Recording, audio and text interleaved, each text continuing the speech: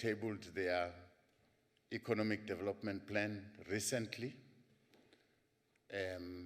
with all departments of government that normally provide services to our people.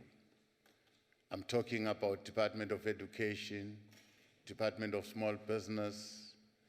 All those are departments that sit in the PCC. And beyond that, we are going to take steps to motivate premiers in the different provinces to sit together with their mayors in what we call the Premiers Coordinating Council.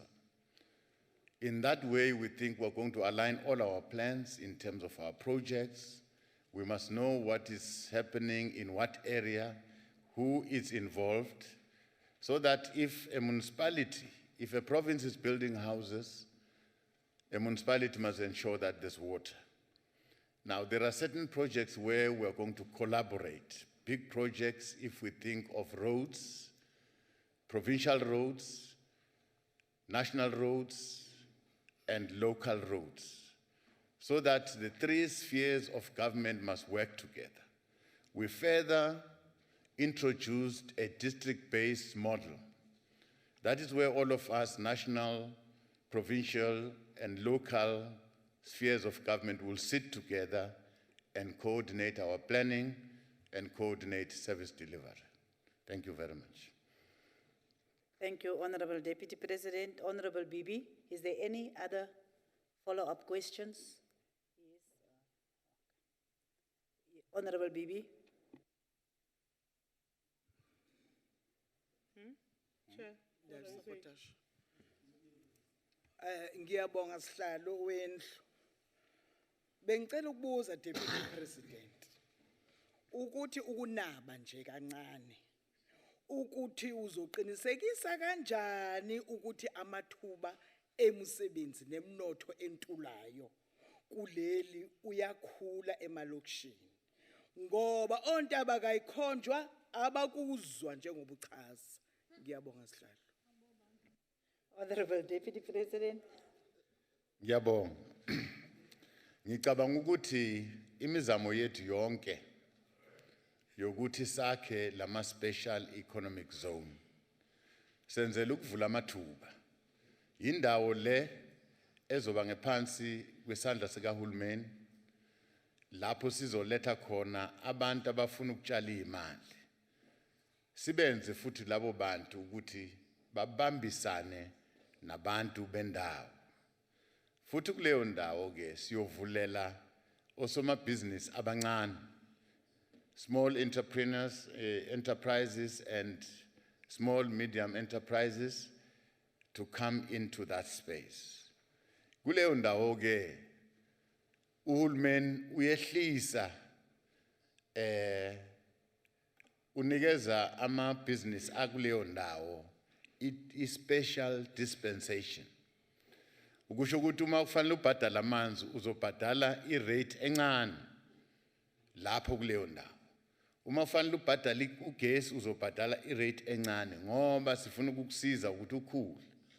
Futhi indawo le esizowenza incubation ukuthi lo business omncane lo simsupport, simbone ukuthi uyakhula azafike ezingeni leli elifana nalaba abakhulu. Ngale ndlela siyacabanga ukuthi sizobasiza amabhizinisi amancane.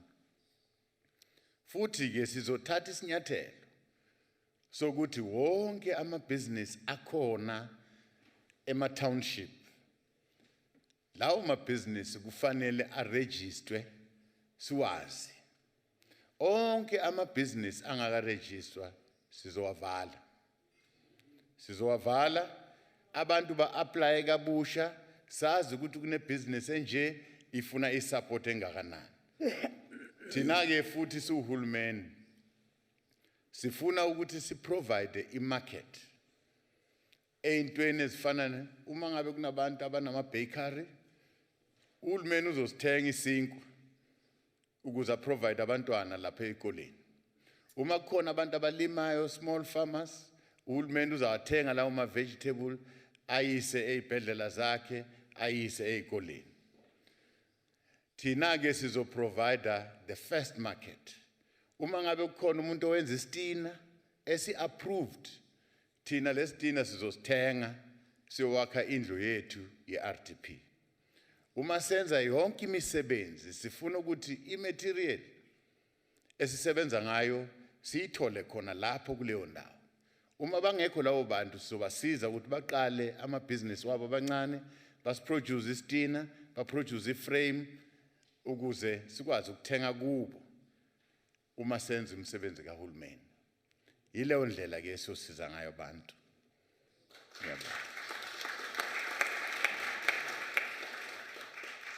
The Honorable Zandamel. Thank you, Deputy Speaker. President, you mentioned economic zones, though you were not specific. Now, my question is there any plan by the government to create jobs and economic opportunities, especially in rural areas, like, say, your Dr. J.S., Tembisilehani, Bushbuck Ridge in Pumalanga, Kwakwa in Free State, etc. Especially because in those areas, this is where we find a lot of unemployment, especially the youth. Thank you. The Honorable Deputy President. Thank you very much. Our strategies as government are multi-pronged. Multi-pronged in a sense that we want to assist young people to create their own businesses first and be supported. In any economy in the world, that economy cannot be durable, cannot be sustainable if it's not supported by small businesses that are supported by government, are supported by big businesses. For any retail big company, there are a lot of small, medium enterprises that do work in that very same value chain. So it is important that we create people that will create jobs, not only people that will seek jobs, but in the process, we are going to support these small, medium enterprises. Like I said, in Dr. J.S. Morocco, we want to see a brick maker, a company that will make bricks, because government is doing a lot of government projects. We're building a school, we're building a clinic, we're building RDP houses, but all the material that we use to build those infrastructure, we source it outside Dr. J.S. Morocco, instead of sourcing it inside Dr. J.S. Morocco. That means the money that government is spending in building a school, at the end of the day, that money goes out of Dr. J.S. Morocco. So we want to support local businesses. Government must open up in terms of their own procurement system. They must be able to procure goods and services from local people. Those goods are going to be tested. The quality of those goods must be tested so that we don't undermine quality of the bricks, quality of the frames that we use, but our people can be supported to produce quality goods. So that should be the attitude of government as we go. But in the main, we must encourage people to start their own businesses so that they can employ other people with the support of government. ITC has supported more or less a big number, more or less 120 companies, spending almost over 5 billion.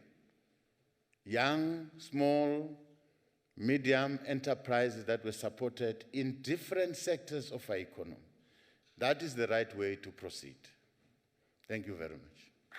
Thank you. The Honorable Bosov. Thank you very much, Deputy Chair. Good afternoon, Deputy President. It's great to hear that the ANC has got all these strategies in place, and yet we have not seen one other province, apart from the Western Cape, that has shown a remarkable growth on the economical field. According to Stats South Africa, it was the only province that was able to grow, and its unemployment is 15% lower than all the other provinces. Is it because the Western Cape has got programs in place and accountable government to ensure these growths?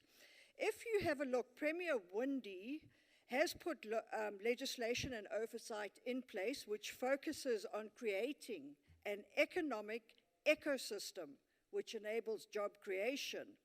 It has ensured that there's safe, quality public transport, apart, unfortunately, from the rails, enables access to jobs and opportunities. There's a huge focus on local production and supporting the production of... What is the question? The question, I'm getting to it, Chair, just give me time.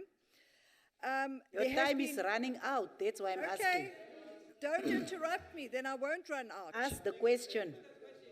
The hugely successful red tape reduction unit is also playing a huge role, together with the war room. Deputy President, I would like to know from you, seeing that I'm being cut short, is when are you going to reach out to the Premier of the Western Cape to meet with him, to brainstorm with him on how you're going to implement similar plans in other provinces? Thank you. Honorable Deputy President. Thank you very much. I can see you are blowing your own horn. Yes, Yes. You are bragging on your achievement in the Western Cape. But the message that I want to convey to you that Western Cape is part of South Africa. We are one country. We're one country. If we want to solve the problems... Order. Don't ask questions and don't be impatient to listen. Order. If we want to address the challenges that are faced by our country, we must look at the country in totality. And we must be one if we want to address economic challenges that face us. We are happy if there are good examples in one space, but that example must be taken across the entire country so that at the end of the day, we've got a country that has got its economic strategies well on track.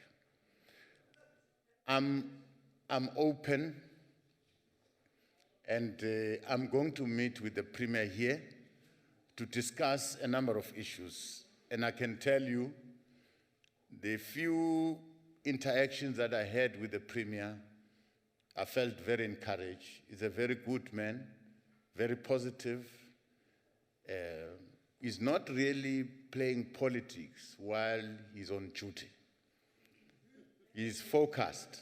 He's focused, and I can tell you that this time you've made a good selection of a Premier. Thank you. Thank you, Honorable Deputy President. The Honorable Labuschagne is not present, so her questions will be dealt with by Honorable Smith if at all there is any follow-up question. We are now requesting the Deputy President to respond to question number 2 by the Honorable Labuschagne. Thank you, Deputy Chair. Honorable members, our moral duty to address the historical injustice of land dispossession remains one of the critical imperatives to transform our society, to forge a united and a cohesive country. Through our land reform program, we are taking a responsible and a measured path of restoration, redress, and dignity for all who should share in the wealth of this beautiful land of ours. Addressing the challenges of skewed land ownership through equitable access to land is not only an act of justice, but a social imperative to broaden economic inclusion and participation. Land is a productive asset that supports development, social upliftment, and sustainable livelihoods. When land is restored to its rightful owners, we have an obligation to ensure that every piece of restituted land remains productive and accrues economic value to those who own it and to the whole country. Land must continue to contribute to the broader economic and developmental goals of our country. For this to happen, we must ensure that our post-settlement support programs to beneficiaries of land reform are effective to ensure that restituted land is utilized optimally. Therefore, the government land reform program must be implemented in a way that land access is complemented by the necessary support for it to be suitable for use by different beneficiaries, given the land use planning that is consistent with their needs. With respect to agriculture, support services are critical for any farmer development interventions. These support interventions range from extension services, research and technology transfer, mechanization, production inputs, finance, and market access. Government, through its agricultural department nationally and provincially, offer these services, offer extension services, production inputs for subsistence and smallholder farmers, technology transfer, assistance in finance, mechanization, and market access. More importantly, the provision of production infrastructure such as dams and irrigation infrastructure is essential to achieve higher levels of productions by these smaller farmers. Letsima is largely for support of vulnerable and subsistence farmers in order to address food security.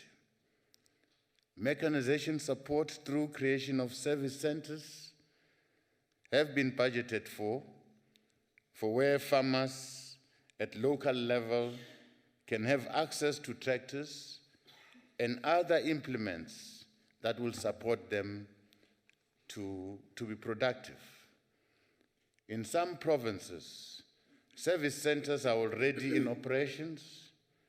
This will be streamlined with farmer production support units, which are part of the broader integrated producer support system.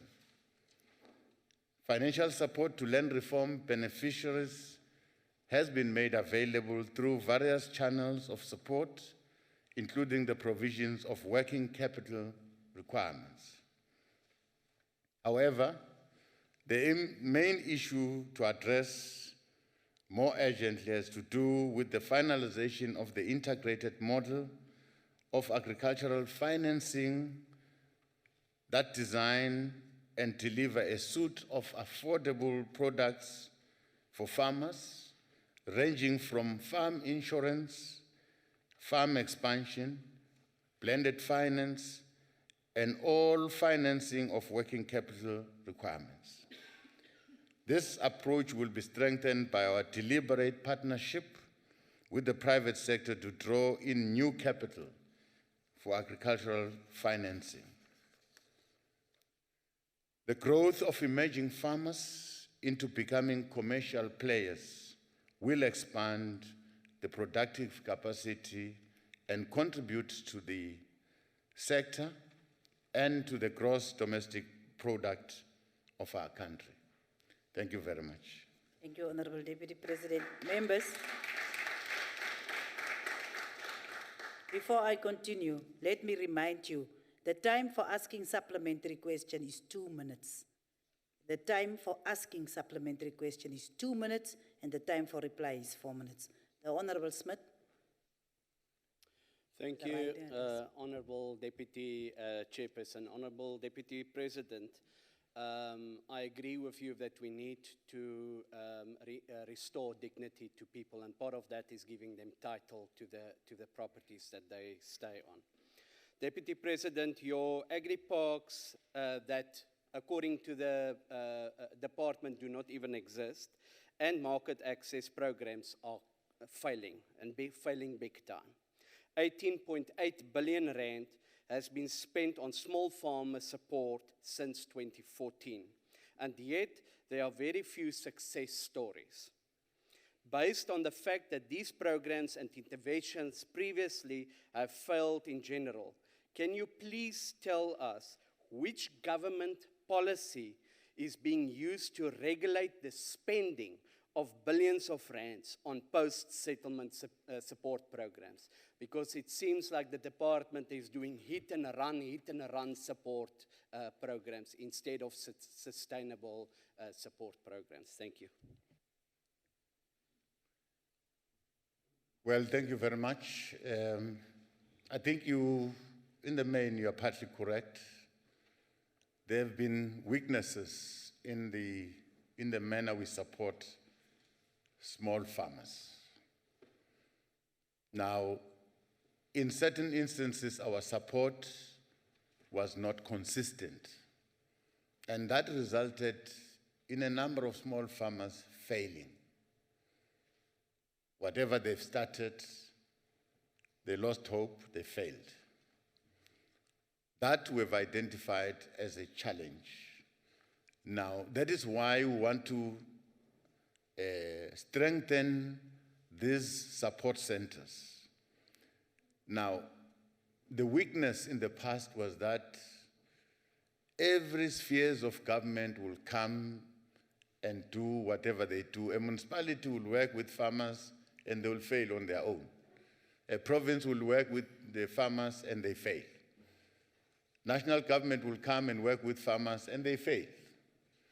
Now, what we are advocating now, which we're going to do, we're going to all come together in this support center, in a district, in a particular province, so that we pull together all our support assistance that we want to give to farmers, and these farmers are supported until they graduate. Whatever mechanization inputs, whatever fertilizers, whatever financial support, and we're looking at a blended finance. A blended finance is that we are going to work with the land bank. Land bank will give them a loan. Government will give them a grant to start. So the finance is blended, but we're going to be with the farmer until that farmer shows some signs of success. And that center, it's going to be in a province, it's going to be in a district that is meant purely to support smallholder farmers. Now, according to the new model that government is designing, is that this service and support center must be at a district level. That means if in a province we have got 6 districts, in each and every district we must have a support center. A district, it's formed by 1 or 2, 3 or 4 municipalities.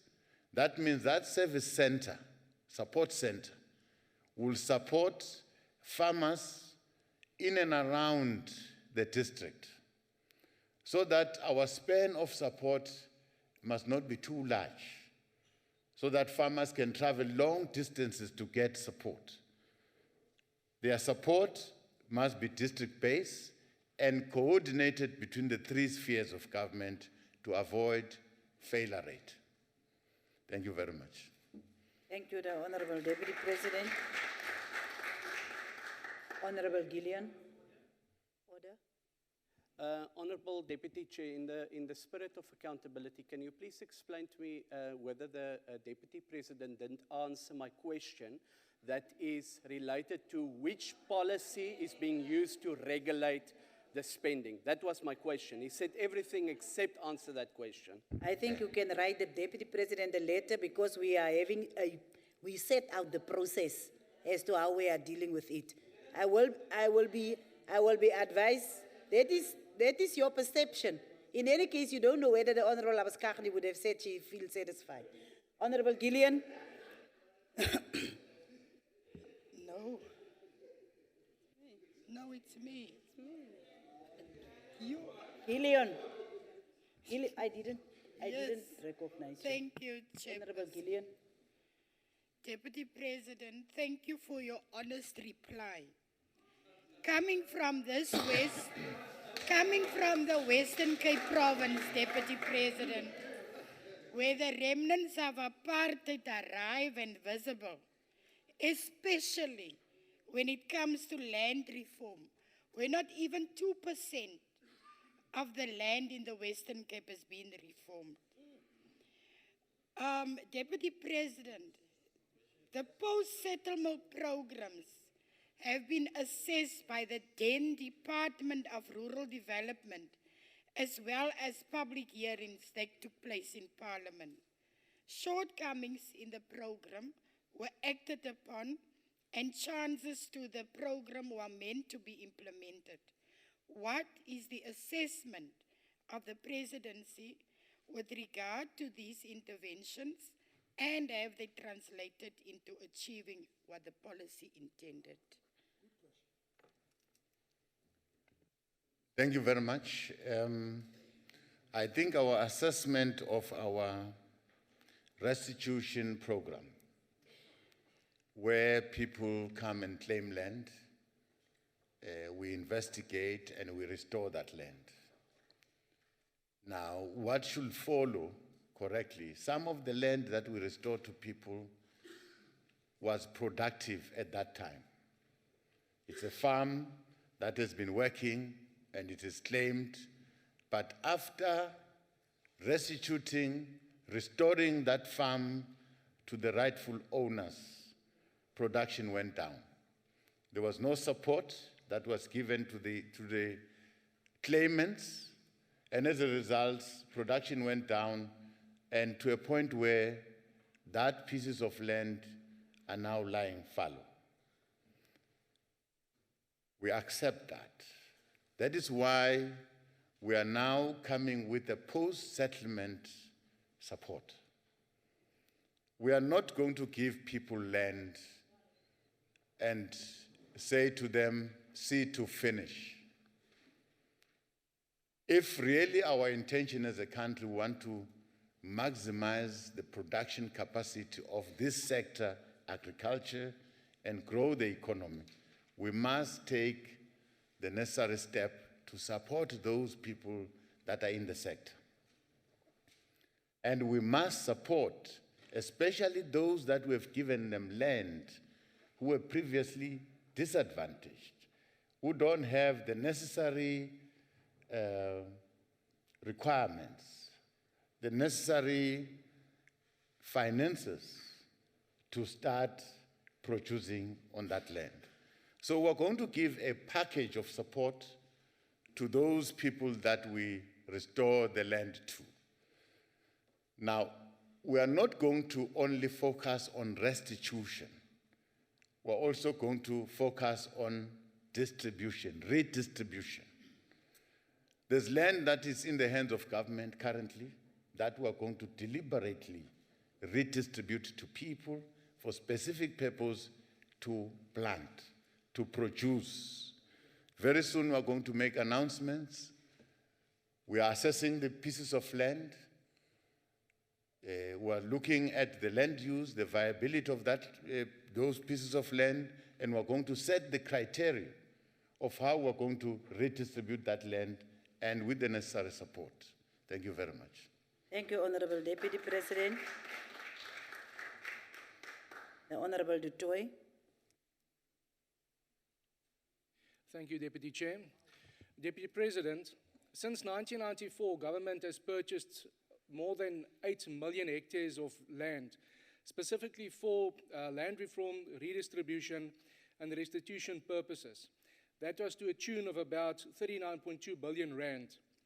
It's public knowledge that of all the successful land claims that were entered into, about 93% of the people that were successful opted for cash payouts instead of getting the land. My question is, what percentage of that 8 million hectares of land is still available, and how much money was paid out instead of giving people the land? Thank you. Well, that sounds like a new question, because you need some details specific, and I don't have it now. And I don't want to lie. Deputy President. I'd rather go and look for that specific information and give it to you. Thank you. Honorable Deputy President, let me say it out loud here. You can sit in between whilst people are asking the questions. There is a chair. Okay. Yes, because they don't believe me if I say I've told you. Honorable Modise.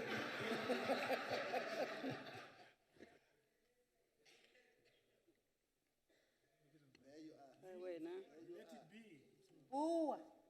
Okay. Motlatsa modula stulo wa ntlo le motlatsa modula wa tona ya presidente. Ki potsa ka gore ke a utlwa motlatsa presidente o bua ka go supporta di emerging farmers. Jaanong nna ke sireletsa gore morago ga dipatlisiso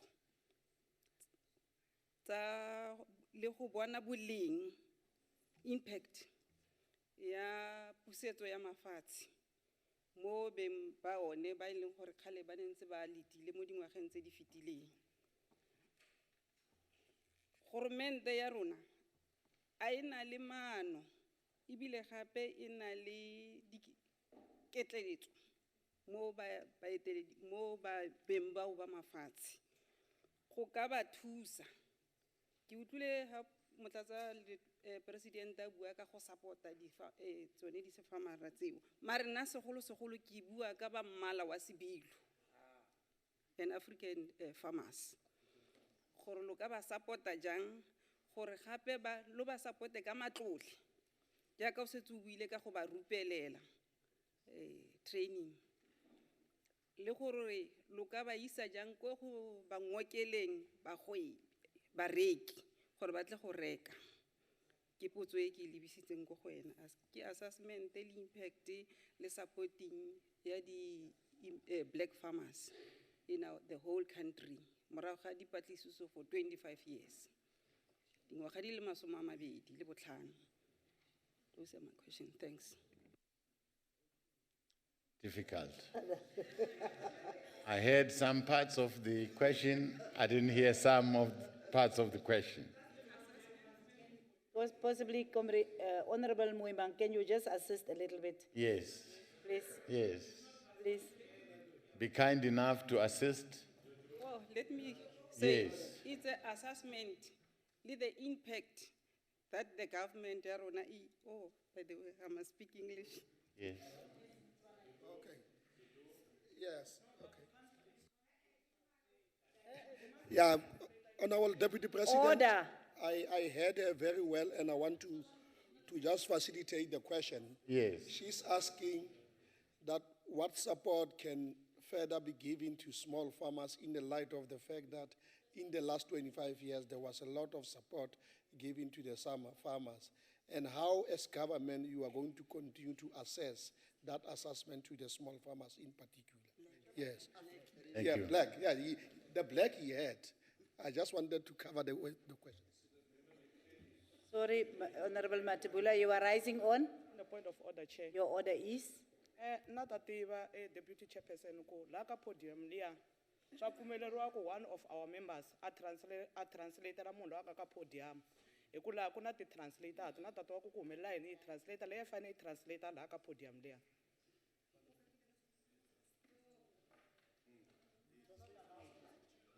Honorable Nyambi, you are rising on.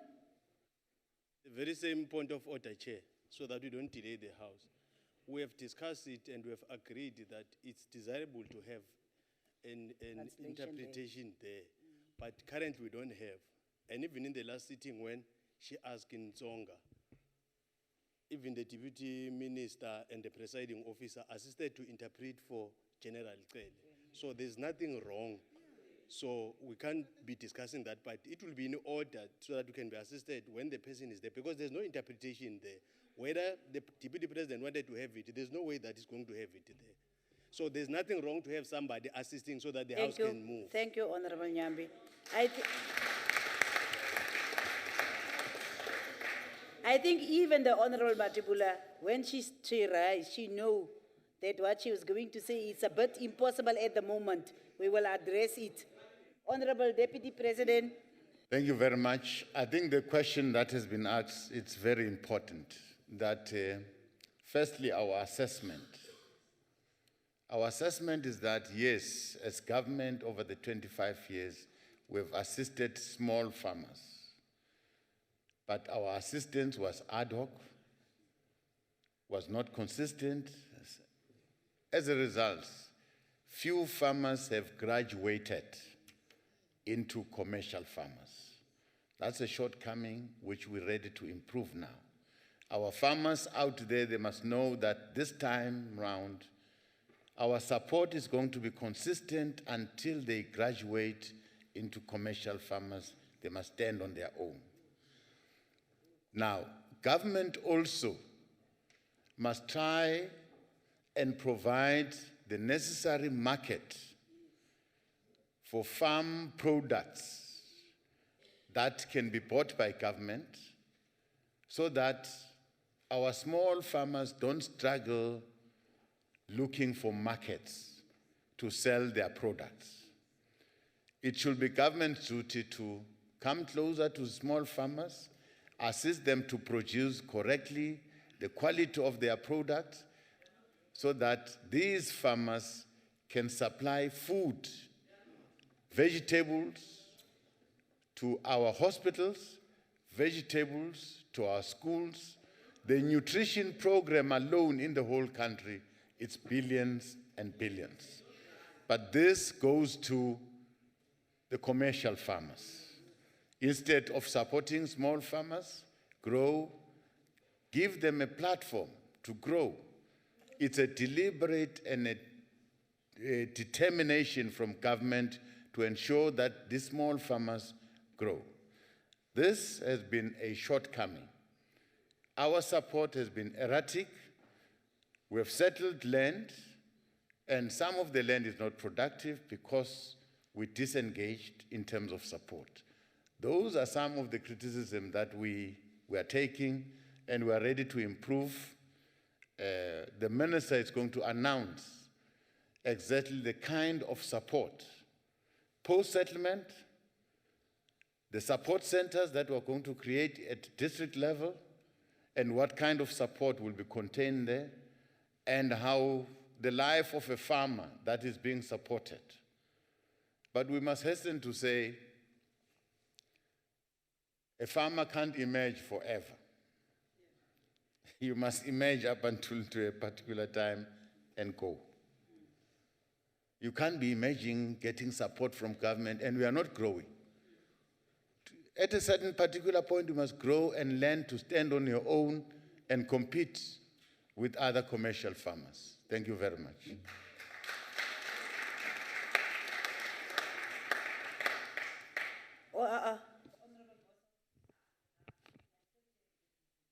Honorable Boshoff. Thank you, Deputy Chair. Deputy President, honestly, firstly, there is no policy or legislative framework in place for post-settlement support. You've got to be honest. Secondly, the budget allocated to land reform and post-settlement decreases year on year. In fact, the combined budgets of agriculture and land reform constitutes a mere 1.6% of the 2019-2020 consolidated national budget of 1.83 trillion rand. My question to you, Deputy President, is, with these facts, how can you prove to us today and the people out there watching that you are serious about accelerated land reform and support, or are you serious about playing mind games with the aspirations and hopes of our people? Thank you. Thank you very much. Probably we must try and assist you and explain how government finances work. There's a misunderstanding here. Nationally, there is a department now called the Department of Rural Development, Agriculture, that combines all the departments. What is the order, Honorable Boshoff? Sorry, Honorable Deputy Now President. ask for protection from the person in front of me. While I'm trying to listen to the DP, she keeps interjecting. Honorable Boshoff, please, there is no order. I mean, there is no order there because all of you interject at any given time. Can you continue, Honorable Deputy President? Unless you don't want him to respond to your question. Please listen. Listen. Listen. Listening is a skill. Listen. Honorable Deputy President. Okay. Now I'm trying to say, let me explain how, as government, we support farmers. The monies that are available to support farmers. Firstly, there's money that is allocated to only this department that has been merged now. Agriculture and Rural Development is now one department, right? Now, in that amount of money, there's money for farmer support. And that money for farmer support, it's a grant. It's free money that we give to a farmer. Provincially, all provincial governments, they receive their equitable share. And they've got a department called the Department of Agriculture. And in that budget vote, there's money for farmer support, which is a grant, free of charge. That goes to farmers. The only snag here is that what national government is doing and provincial government is doing was not coordinated so that we can have greater impact on a farmer. This is what we're trying to address now. There are very few things that municipalities are doing, but municipalities are struggling. But the spheres of government that have got money that to support farmers is the provincial government and the national government. Talking from the experience that I have as a premier, the farmer support that we're doing, we're buying tractors. Tractors will go and plow free of charge. That it's a policy of a provincial department based on the needs of the people that I'm serving. The money that I have, I must support these farmers. And this money is everywhere in all provincial governments. Money that is called farmer support. And that money that is called farmer support is the only biggest chunk of a provincial budget of a Department of Agriculture in a province. Thank you very much.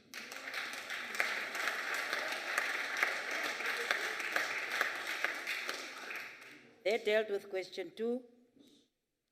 We are now going to request that the Honorable Deputy President respond to question 3 from the Honorable Dudovo.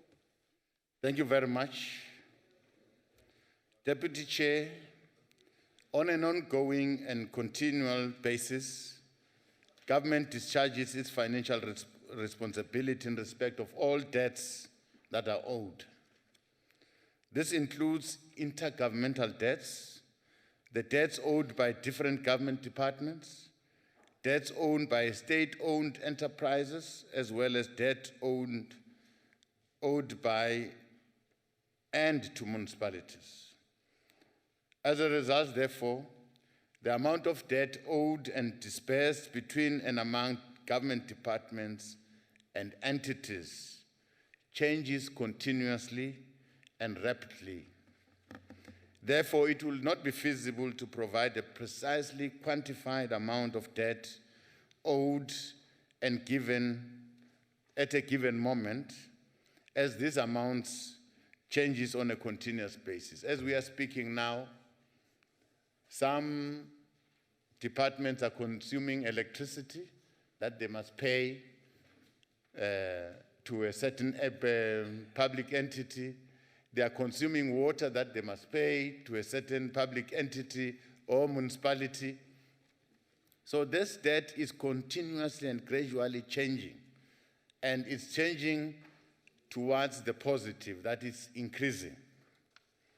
Nevertheless, we must thank the honorable member for directing this House to the real need to consider making laws that will regulate and monitor on an ongoing basis, given the current economic environment of constrained fiscal resources.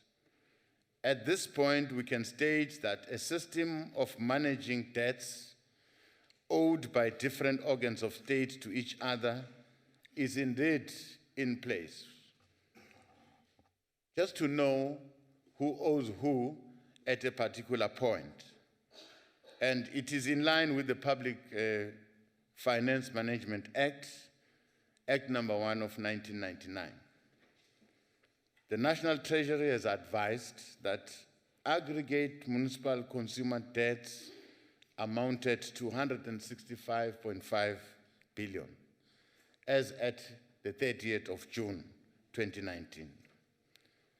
Due to escalating consumer debt, many of the affected municipalities have begun struggling to meet their own payment obligations. Of particular concern is the municipal debt to Eskom. According to Eskom 2019 integrated report, the total municipal area debt has continued to escalate to very unacceptable high levels, amounting to 19.9 billion. This represents 71.7% of the total invoiced municipal debt to Eskom. The top 20 defaulting municipalities constitute 81% of the total invoiced municipal areas debt, with total area debt of more than 100 million each. However, indications are such that these figures have increased significantly over the past few months. Furthermore, according to the Department of Cooperative Governance and Traditional Affairs, over 9.7 billion is owed by national and provincial government departments to municipalities, and this remains a major challenge for municipalities to provide the required basic services to our people. Part of the challenge that we must confront as a nation is a culture of non-payment, especially with regards to consumer debt. We therefore want to take this opportunity to call on all our people, all South Africans, particularly those who are earning an income, to play their part to ensure that they pay for services that they consume, so that we can lessen the burden that is faced by our municipalities. I hope honorable members sitting here, they are paying their debts to our municipalities. We must engender a culture of paying for services that have been rendered or services that have been consumed. It's a good culture that we must teach ourselves. Pay for a service that we have consumed, especially from public entities like Eskom. Eskom is struggling not only because of its own fault. We are partly to blame. Some of us who are not paying, who are owing Eskom.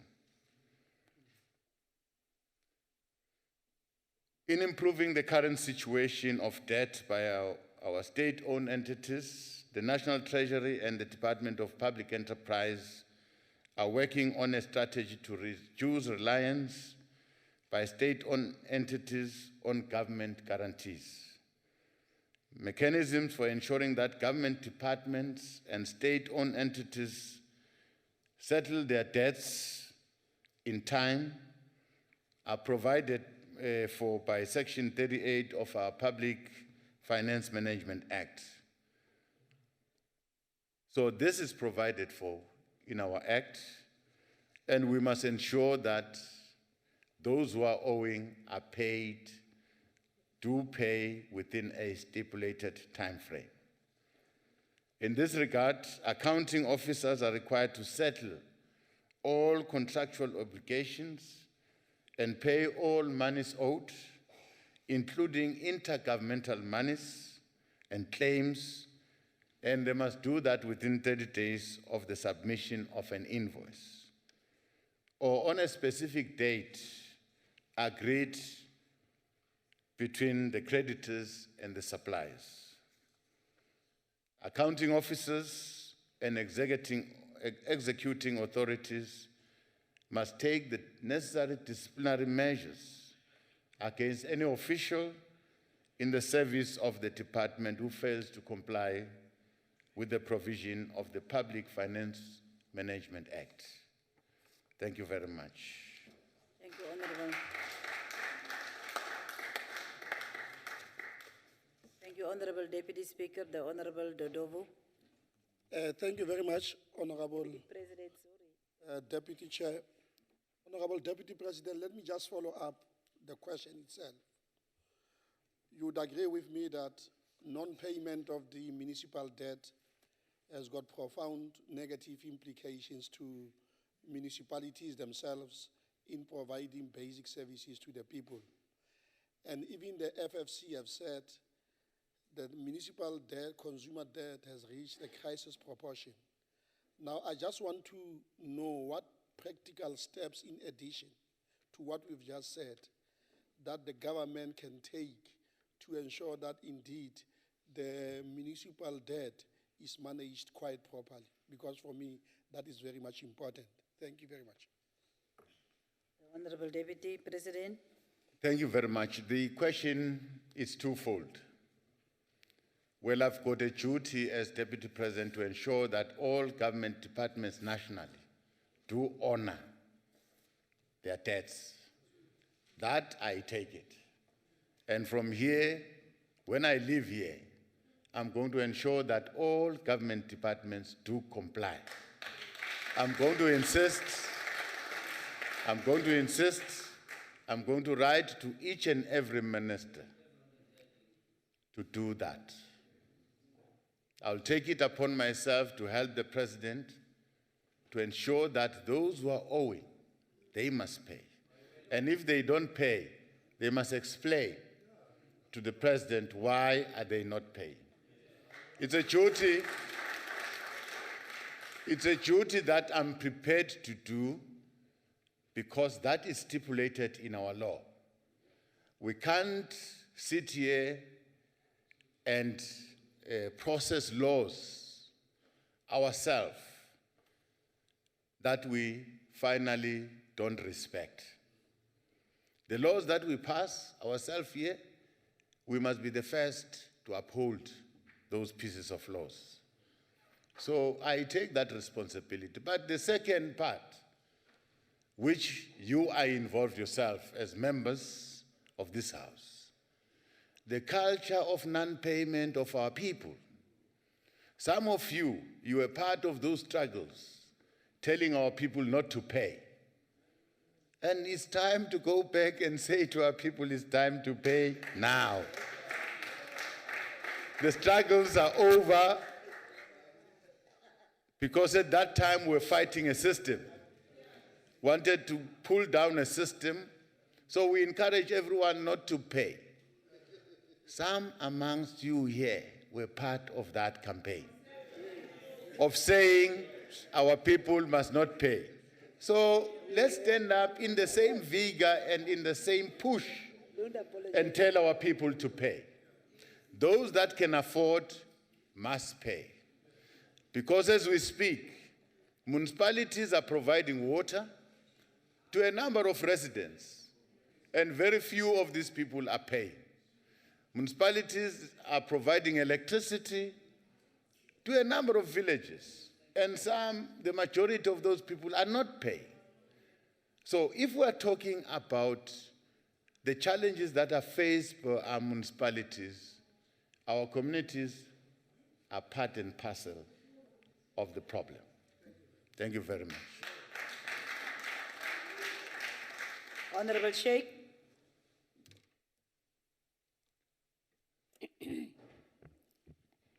Thank you, Honorable Speaker and Honorable Chairperson, and greetings, Deputy President.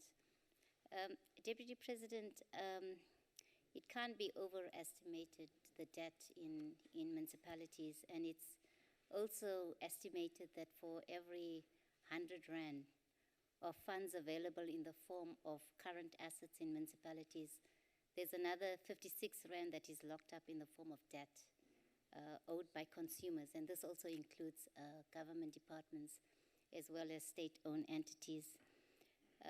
And Deputy Minister, you've already, Deputy President, you've already covered certain aspects, and you've also made certain commitments in this House, especially in terms of ensuring that debt by government departments and state-owned entities are paid to municipalities. But clearly what would also be required from government is also to have a robust debt collection strategy, as well as you indicated now, creating a culture of paying. Even though there are legislative frameworks, be it the PFMA, Question, as well as Honorable payment Sheikh. within 30 Time. days. Ask the question. Yeah, Chair. The question also relates to whether maybe there would be a need for legislative processes for government departments and spheres of government to settle their debts between themselves. Thank you. Honorable Deputy President. Thank you very much. I don't think there's a need of an additional legislation.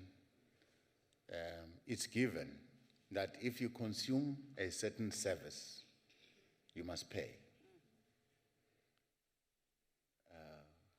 Government departments will procure a service.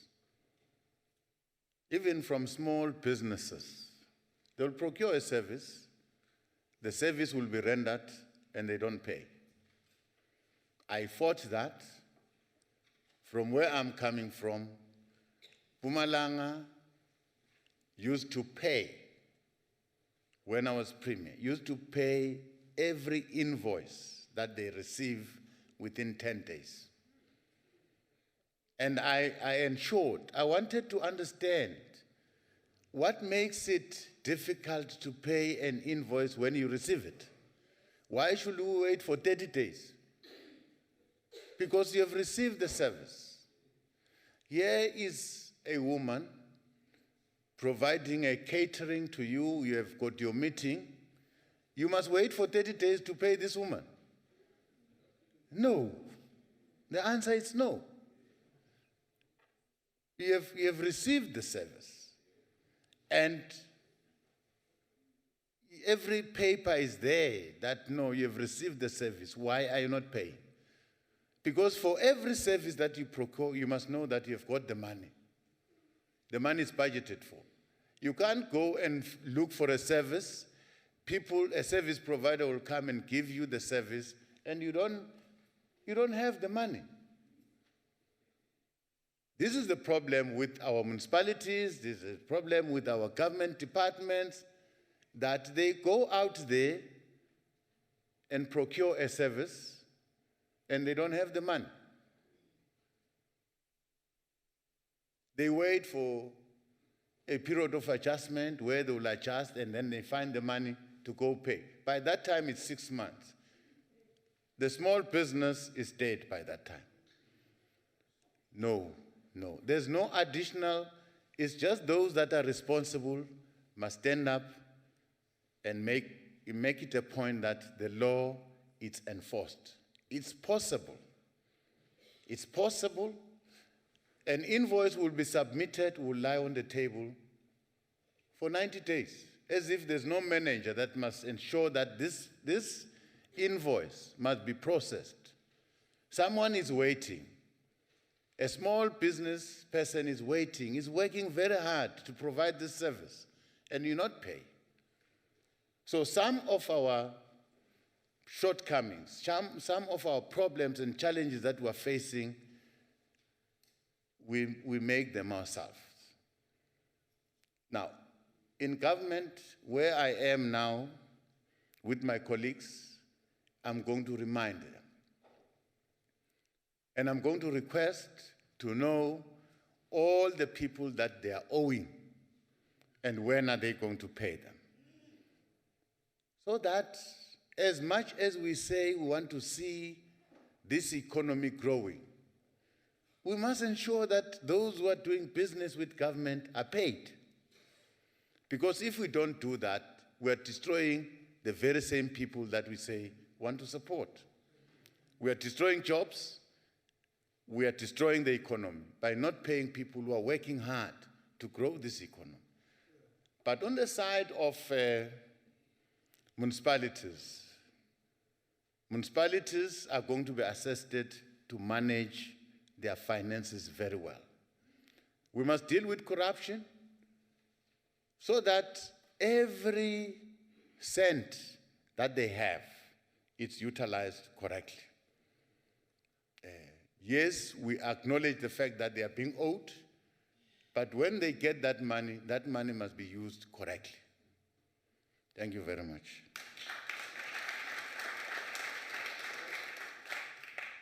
Honorable Molitsane.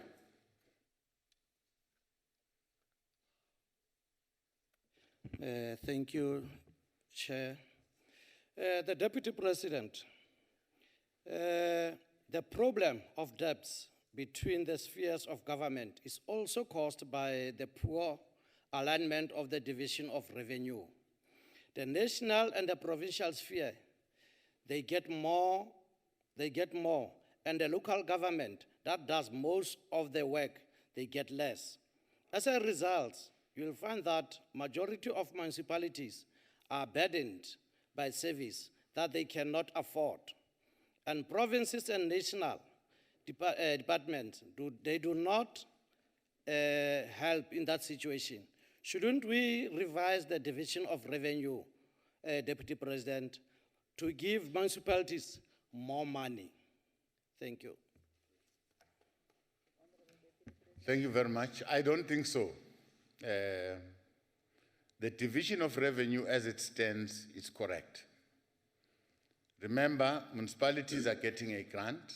In the main, this grant goes to the improvement of infrastructure, improvement of your sports facilities, improvement of your roads, and all that. This is a grant that comes from the national fiscus.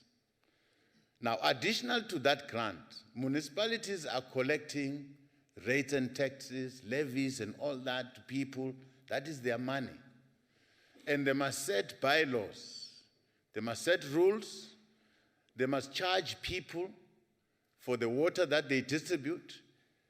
They must charge people for the electricity that they distribute. And they must manage that very well.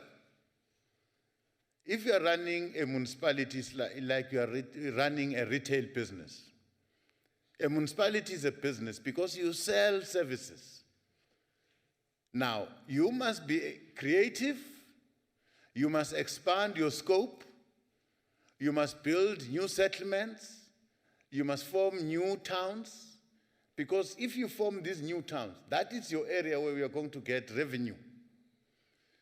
Municipalities must expand their base where they are going to get revenue. And they must provide a good service so that these clients are not always complaining. Clients should be happy. They must be happy to pay for the electricity. They must be happy to pay for the water. And they must correct their billing system. You can't come here and say, no, I'm owing 10,000 rand. But I can tell that I was not in the house for 5 days. How come my bill is 10,000 rand? My billing should be correct. Now, what makes people to be angry at times is the billing is incorrect. But municipalities, as they are, they must be able to manage their municipalities as a business. A municipality is a business. They get the money that they collect from people, they must reinvest that money so that they expand their business. Expanding their business, they must do new settlements. They must do new business centers. Because if they allow space for businesses, industrial parks in their area, that's where they're going to get revenue. If they allow more settlements, mixed settlements, that's where they're going to get revenue. They can't sit and wait for a grant. They must be creative. The law empowers them to charge rates and taxes. But there are people in municipal areas that don't pay, and they run away with murder. And then they come and complain that they are poor. But people are consuming their services free of charge. Can't be right. They must stand up and ensure that people pay. And they must bill them correct. You can't be a populist. When you come, you want to be a mayor. You promise people heaven and earth. And say, no, we are not going to pay. But when you become a mayor, you find that, no, these people must pay. And you're afraid to go back and tell them, hey, you must pay now. Now that I'm a mayor, I see you must pay. That's the problem. We must be consistent in our message, but we must do the right thing. We must keep a proper indigent register. We must know people that must be exempted in our system. We must know people that must pay. You must know how many people are there in that ward that are not working, that are working. So, partly, our municipalities must do their job. Thank you very much. Thank you, Honorable Deputy President. Honorable Klute. Abia Klute. Thank you, Chairperson. Thank you, Mr. President, through you, Mr. Chairperson, for speaking about paying taxes. But two things came to mind when you spoke. The one is praying preaching to the converted, and what is good for the goose is good for the gander. And I'm not sure whether Salcha is here, but they will. They have shown us during presentations in our planning sessions that they have a serious challenge implementing metering systems in communities who actually in the past were not able to pay, but they are able to pay now. So they actually refused access to those communities to implement their meters. So my question to you is, how is government going to address that issue where people who can pay refuse to pay? Well, thank you very much. Like I've said when I started answering the question, is that the call that I'm making is that our people who consume services must pay. It's the right thing to do, because to produce those services, the municipality pays for those services. They pay for cleaning the water, they pay for the pipes that they take the water to your house. Now, if there's a pipe that is busted, they must send someone to go and fix that pipe, and that person must be paid. So it's the right thing to do, to pay for your services. This is a campaign that all of us must take. But for a municipality, it's important to know that who lives in a ward. There is a ward councillor that must know each and every household in the ward.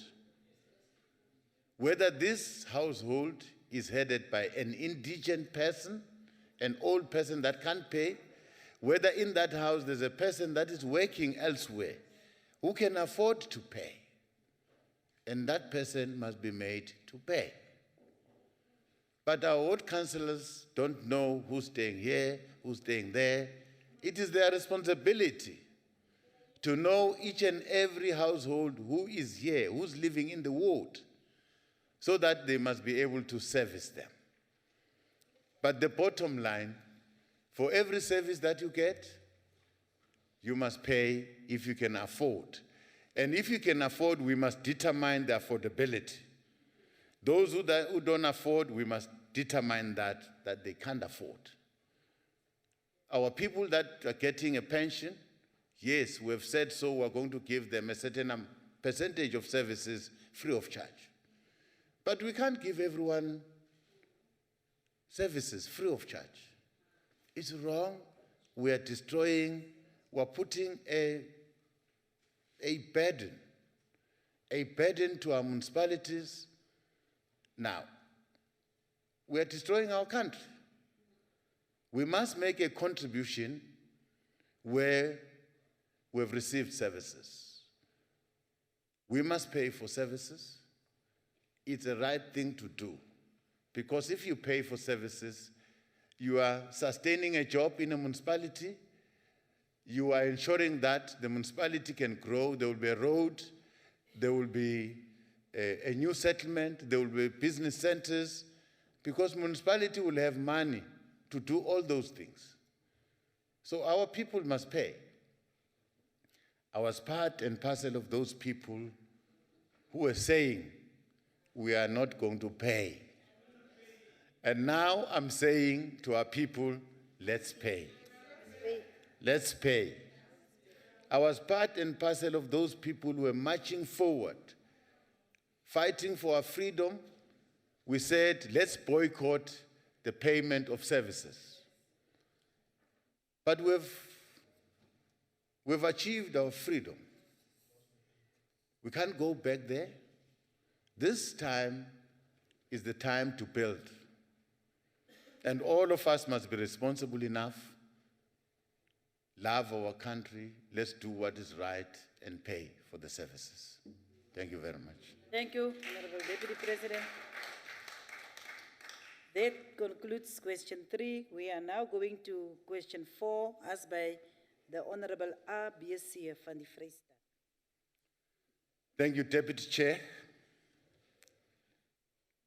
Honorable members, the President has appointed an interministerial committee on service delivery at district level, primarily to accelerate service delivery and support to our municipalities that are struggling for various reasons, including those that are under administration.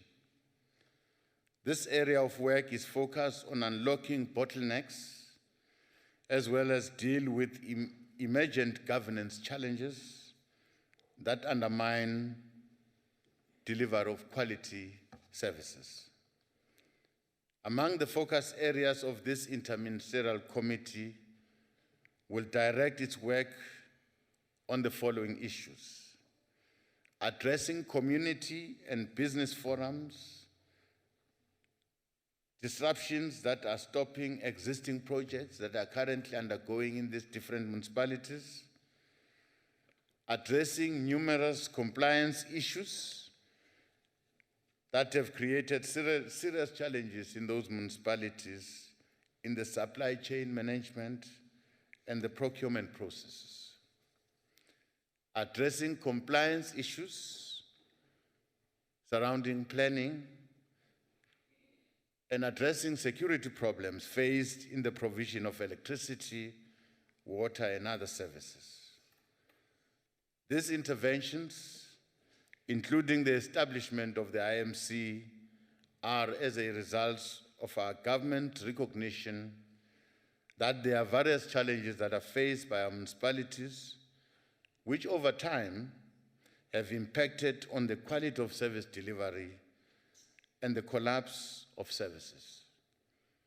This has inadvertently led to sporadic protests, which at times have turned violent, leading to destruction of public and private property.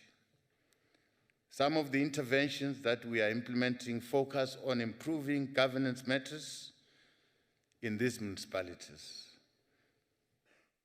through the example of recruitment and selection of competent managers in critical senior positions, and enforcement of compliance with the Municipal Systems Act and its related regulations, encourage professionalism of corporate systems and processes like performance management systems and effective implementation of integrated service delivery models and resolving political infighting that affect administration and affect the service delivery.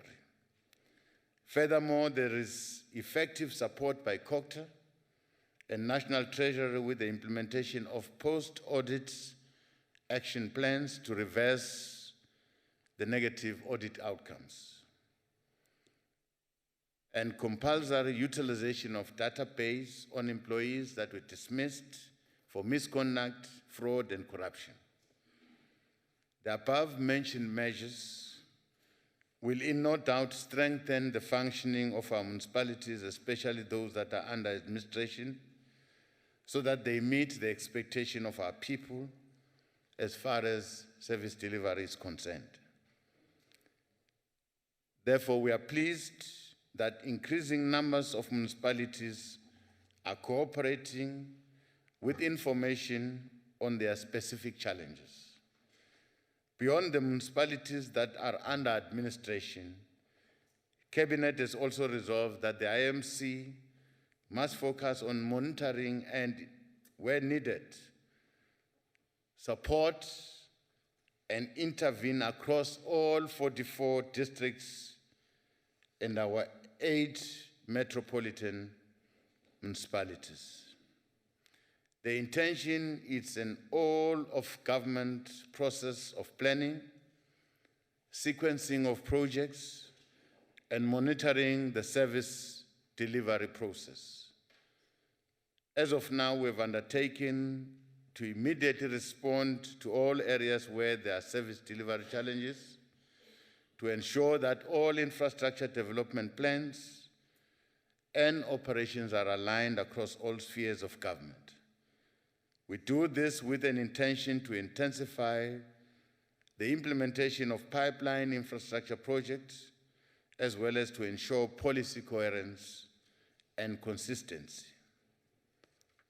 In this fashion, we will be able to improve the alignment of infrastructure development plans and operations, ensure policy coherence, and unlocking bottlenecks to fast-track service delivery.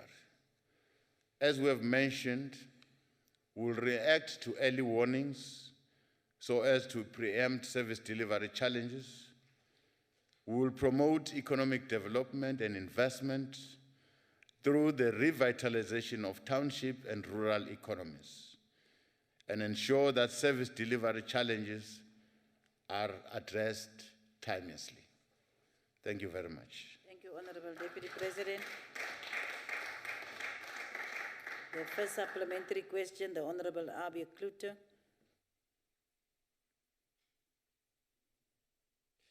Thank you, Chairperson. Thank you, President, Deputy President.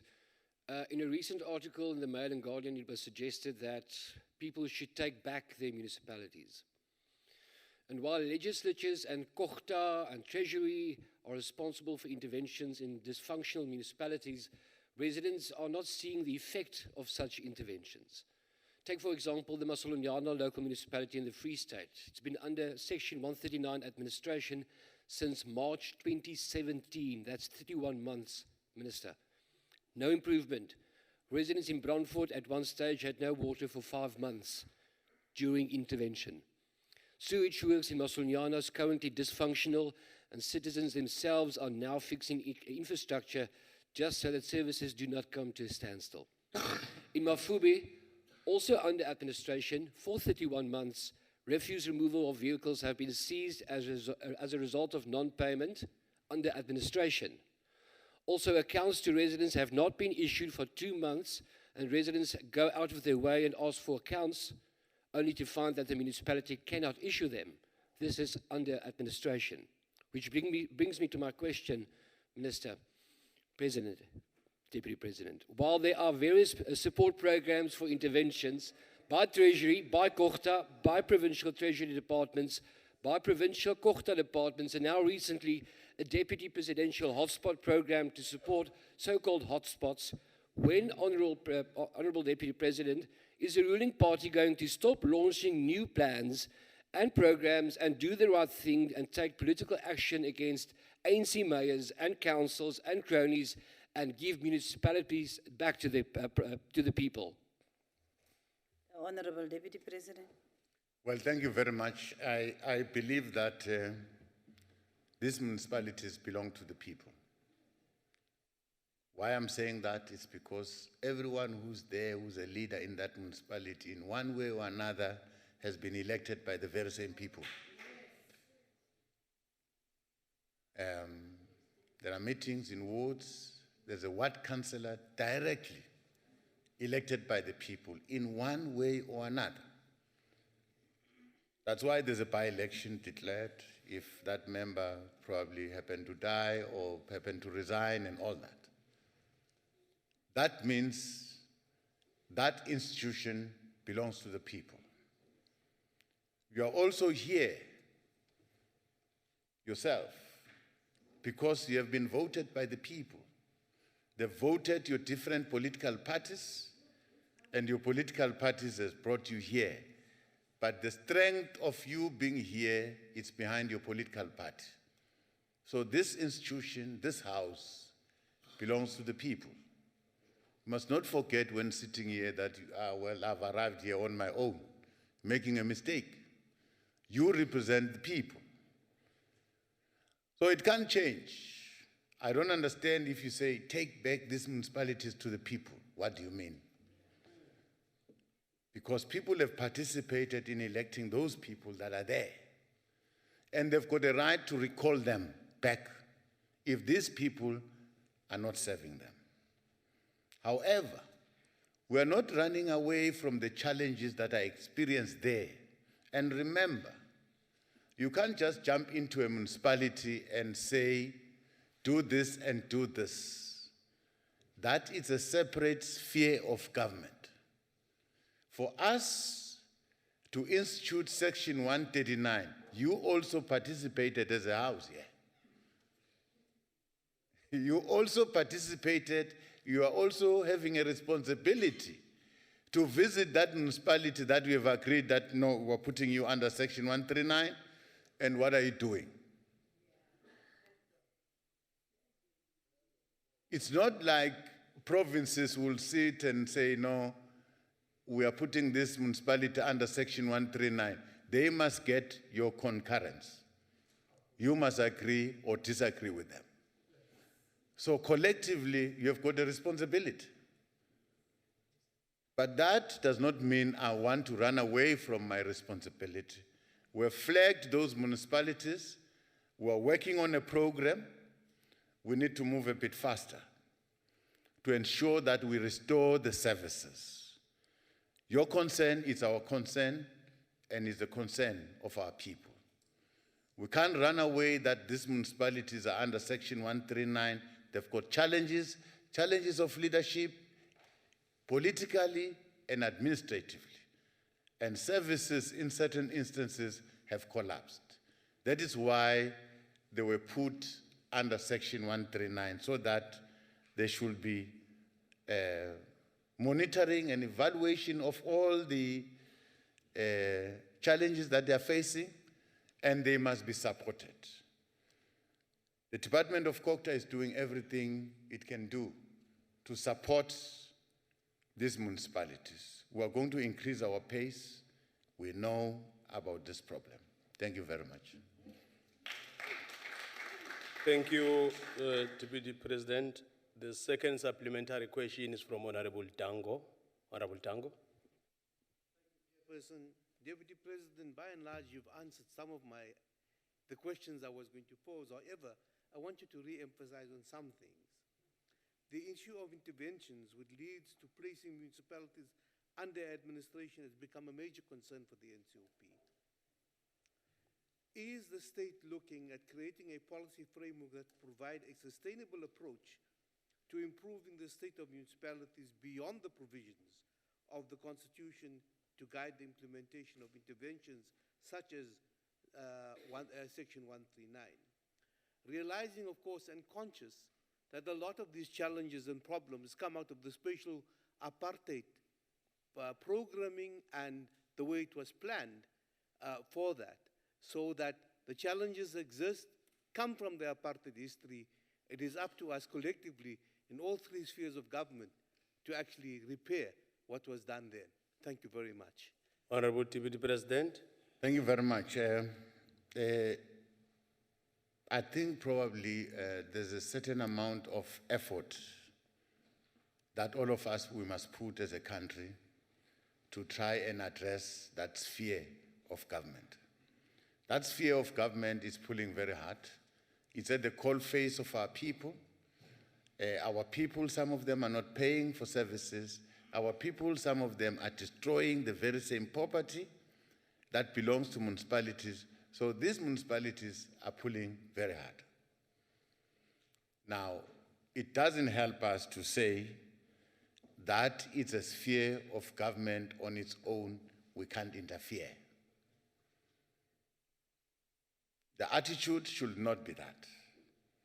We must assist and support all the time, because supporting municipalities, we're ensuring that the citizens get the necessary services through municipalities. Of course, we must try very hard that those people that we elect to lead those municipalities should lead them with honesty and be credible. Credible. We must get people who are professionals that will deal with electricity, will deal with services that must go to the people. We must transform municipalities gradually. Maybe we're impatient. Looking at the time, 25 years, it's not enough time to say we can have formidable and credible institutions of local government. They are still in the making. We must ensure that the challenges that we experience, we learn from them and we strengthen these municipalities. But let us not really focus on the legislation and say, it's not our baby. All of us must take it upon ourselves to support municipalities. And I'm saying to the honorable members here, it's not enough only to sit here and grant Section 139, which has been applied by a province. And then we say it's enough. Well, we've put that municipality under our Section 139. But you must have an interest to go and see and probably put down some proposals back to that province, back to that municipality that we're proposing 1, 2, 3, 4. As a house, you must visit. You can't just put someone to jail and you don't go and visit that person in jail. And you are the last person to say, no, out, Section 139. And I must go and see you whether we are improving or we are not improving. And you must take a certain time to improve. Otherwise, the longer you take, people are suffering. That's my plea. But local government, it should be our business. Because you're here today in the morning, you had water to wash yourself, because there's a local government that has provided you with the water.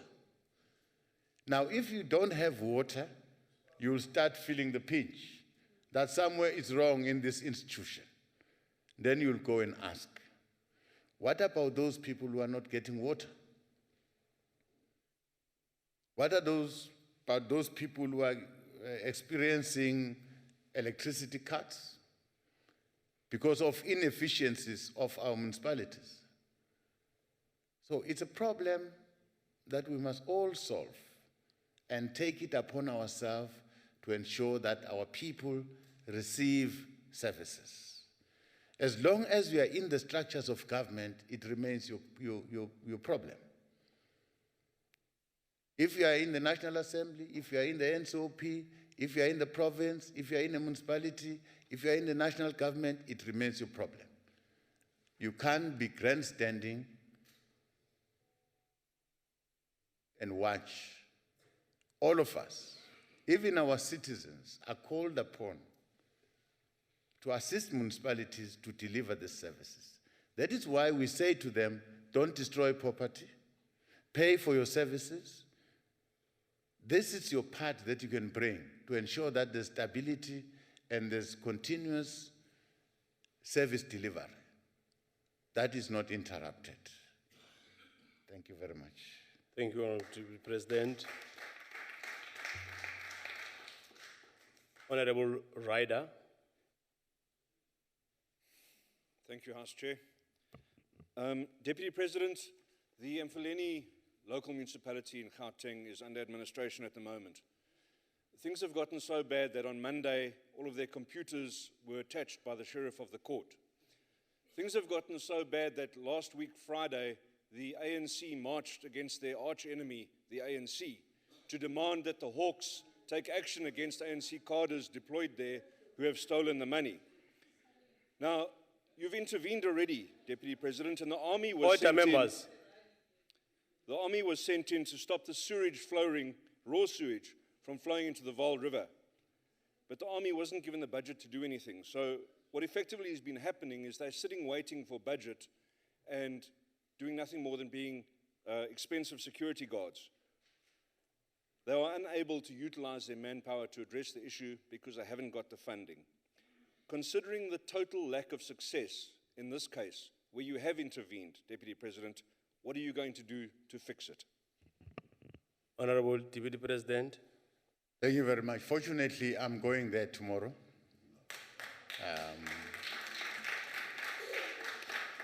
I'm going to see how progress we've made, and probably I'll see for myself the kind of challenges that are there, and lift some of those challenges that needs our immediate attention.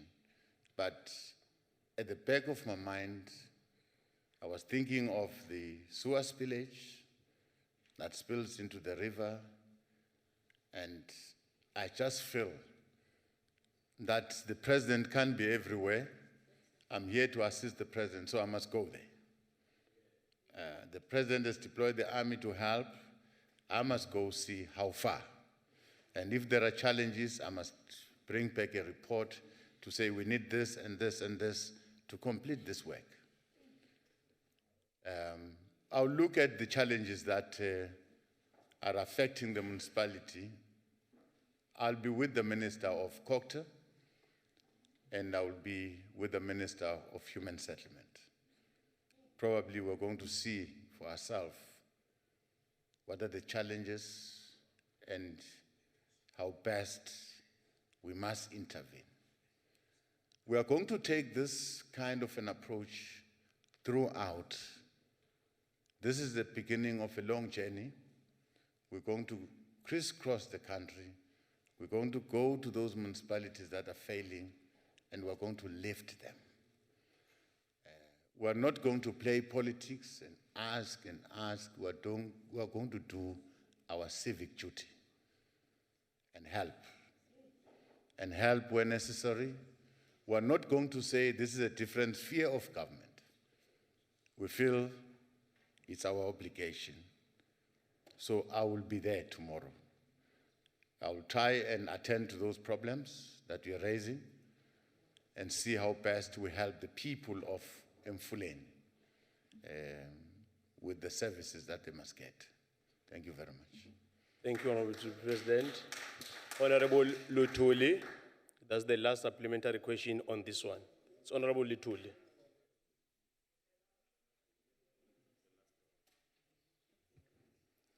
Ngibonge. Kuyangithokozisa Sekela Mongameli uma ngabe ukuthi siyavumelana la kule ndlu ukuthi uma ngabe abantu bakaZulu Natal belahlekelwa yithemba kuhulumeni wasemakhaya okuyimkhandlu awubalahlekeli nje ithemba kubona kuphela kepha uyabalahlekela nakuthina sile eParliament as NCOP ngoba uma abe umbiko ka-Auditor General uveza ukuthi emkhandlweni u54 KZN uwodwa kuphela othola i-clean audit and kunemkhandlu eminingi engene under administration sibala ondumeni sibala umsunduza sibala ojozeni singabala bonke but asinaso isikhathi sonke so kumsebenzi wethu ukuthi sibuyise ithemba kubantu umbuzo wami ke kwena Sekela Mongameli ukuthi isiqinisekiso sini ozosisa kubantu bakaZulu Natal ukuthi babuyelwe leli ithemba lokuthi njengoba sanithuma ukuthi niye lapha nisinikeze i-service delivery wenzani ke wena Sekela Mongameli ukuthi lemkhandlu le ikwazi ukuthi izimele ingahlezi njalo ithemba ukuthi uhulumeni wesifundazwe nohulumeni kazwelonke uzobatakula njalo mangabe besenkingeni ngoba this administration ungena administration is not assisting abantu phansi on the ground. Ngiyabonga. Honorable Deputy President. Ngiyabonga. Ngicabanga ukuthi ke kuningi okufanele kwenziwe kodwa ke angeke sikulahle lo ukuthi abohulumeni laba bathathu njengama-spheres wabo kufanele basebenze ngokubambisana. Umasipala kufanele asebenze ne-province no-national ngoba sonke siseva abantu. Uma siletha i-service siletha kuleyo ward, siletha kuleyo masipala, siletha kuleyo province kufanele sibambisana.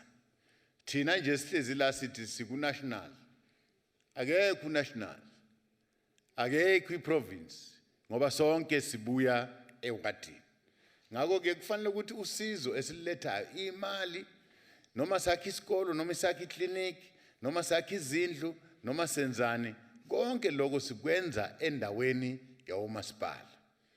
Kufanele ke sisebenzisane nomasipala. Manje ke sithi thina sakha uhlelo ukuthi sonke sizohlala ku district. Umasipala uzohlala lapha ku district, district municipality ahlale, i-province ihlale, national ahlale. Uhlelo olusha lolo. Sifuna ukuthi wonke amaplan ayokwenzeka lapha yana kumasipala, ayokwenza unational, ayokwenza i-province, ayokwenza umasipala, siwahlanganise. Sazi ukuthi ubani wenzani ngasiphi isikhathi futhi.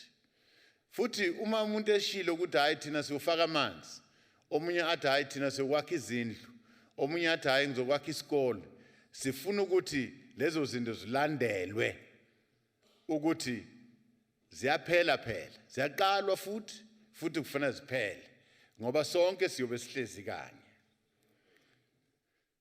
Kubalekile ukuthi abomasipala bakwazi ukuqasha abantu abalungele umsebenzi. Siyaphela isikhathi ke ukuthi siyoqashana ngobungani.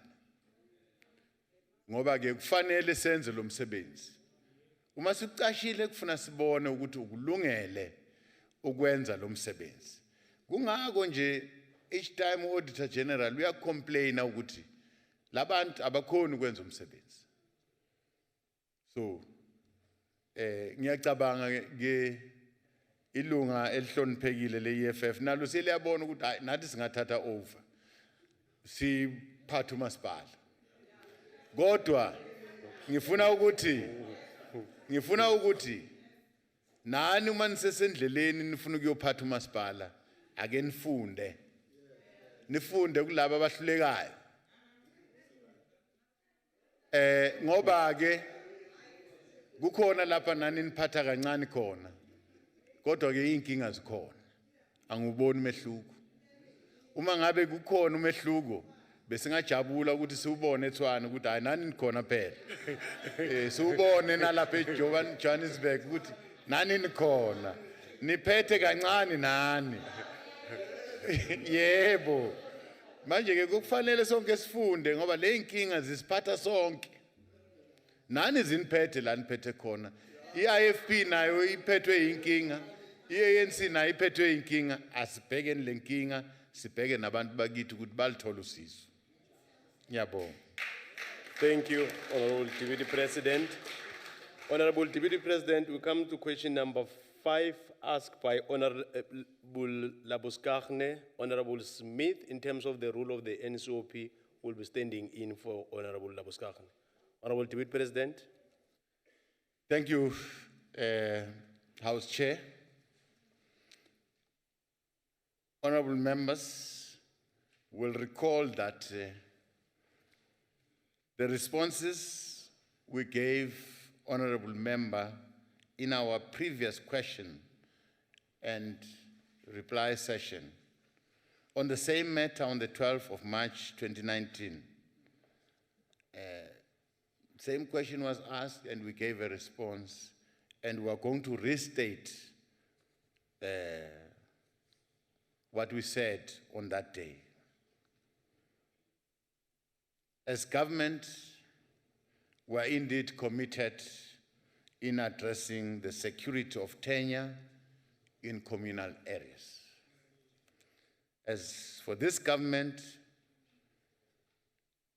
we will continue to ensure that all our people in communal areas do have security of tenure.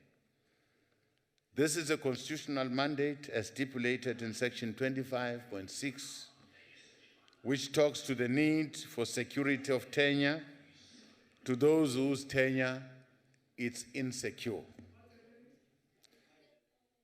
To give effect to this provision of the Constitution, government is in the process of considering the most appropriate tenure security systems that will be applicable to communal land. This process will be undertaken in consultation with all the people that are affected, including our traditional leaders and communities under these traditional leaders. At this stage, we will not want to preempt the provision of the Communal Land Tenure Bill that is being discussed, that is being processed at the moment. We will wait for the finalization of these pieces of legislation that will guide our tenure system in the country. Thank you very much. Thank you, Honorable Deputy President. Honorable Smith.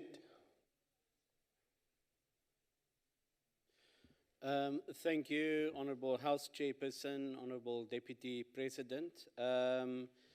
As you said a few questions back where you mentioned dignity, and I said title to the property where people stand is dignity for the people. And this is what it's all about. Deputy President, we all know that the PTO, the permission to occupy certificates on communal land, are not accepted as collateral by financial institutions, which deprives these individual families and communities of vital access to capital and investment opportunities. This is substandard tenure of land, and we need to acknowledge that. Will you undertake to ensure that these communities have the same individual ownership rights as the rest of South Africans, as all of us who stay outside of communal areas? Or are you planning to sustain this apartheid-designed system of tribal tenure? Because that system was designed by the National Party in the apartheid era. Thank you. Honorable Deputy President, order members. Well, thank you. Thank you very much. We are not intending to sustain the apartheid legacy. That situation must change. However, we must not lose focus. We must understand that we are talking about the former homelands here. This is the 13% of the land area that was allocated to black people to run themselves. And this land that we're talking about is not arable, it's not fertile, it's dry, it's everything. And it's 13%. It's 13% of the entire land. So we must not be made to fight about the 13% while there is 87% of the land that we must share, all of us. What I'm trying to say, yes, we must fight for the security of tenure. The land that we must have, it must be valuable. I must be able to meaningfully be active economically on that pieces of land. But remember, those homelands were driven there, were forced out. Those lands are barren lands. Dust, no rivers, nothing. So, we'll wait for these people, we'll hear what they want, the traditional leaders, everyone who's staying there. Let's consult them, let's hear them, what kind of tenure they want. But I want to say to them, they must not lose focus, because that is the 13% of the land that we're pushed to. As government, we're saying we're engaged in this land reform. We want to restore dignity. Most of those people that you find there, they were removed from their land, fertile land. So we must not miss that point and insist that, no, you must get a title there. No, you belong where you come from, where you're removed. Thank you very much. Thank you. The second supplementary question is from Honorable Matebula.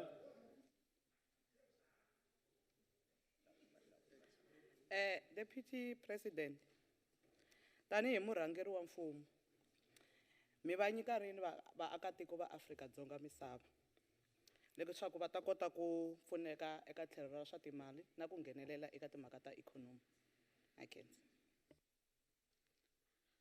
Well, I think I would say I've heard that when are we giving people land? Yes. Is that the question? Yes, when are you giving back the Africans their land so that they can participate in the economy? Yes. Yes. I've heard, so I can speak Shanghai a bit. Well, the president has established an interministerial committee that I'm chairing that is handling land reform. We've made some progress.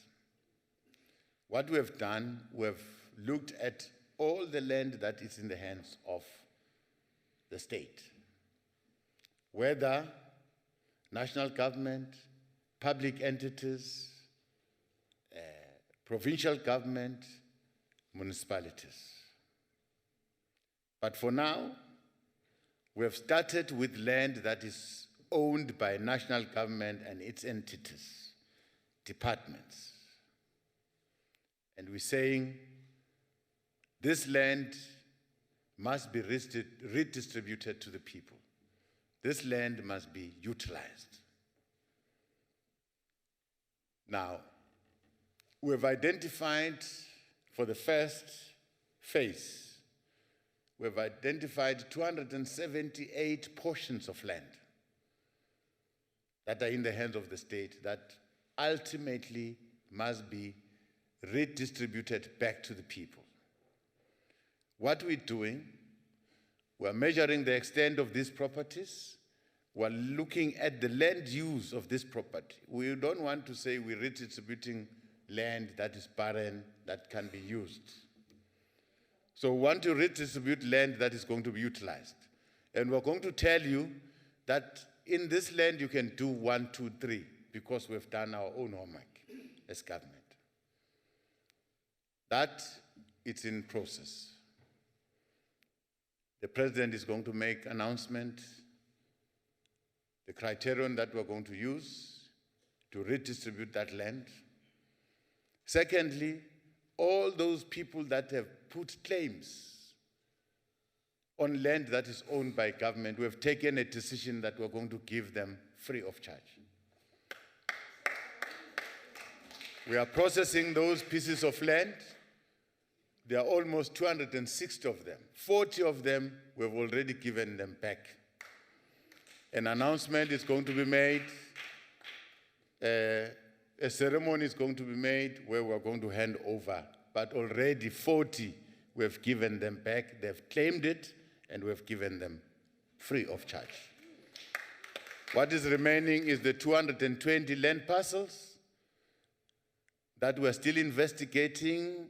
We're doing all our processes, but we're going to give them back to the people.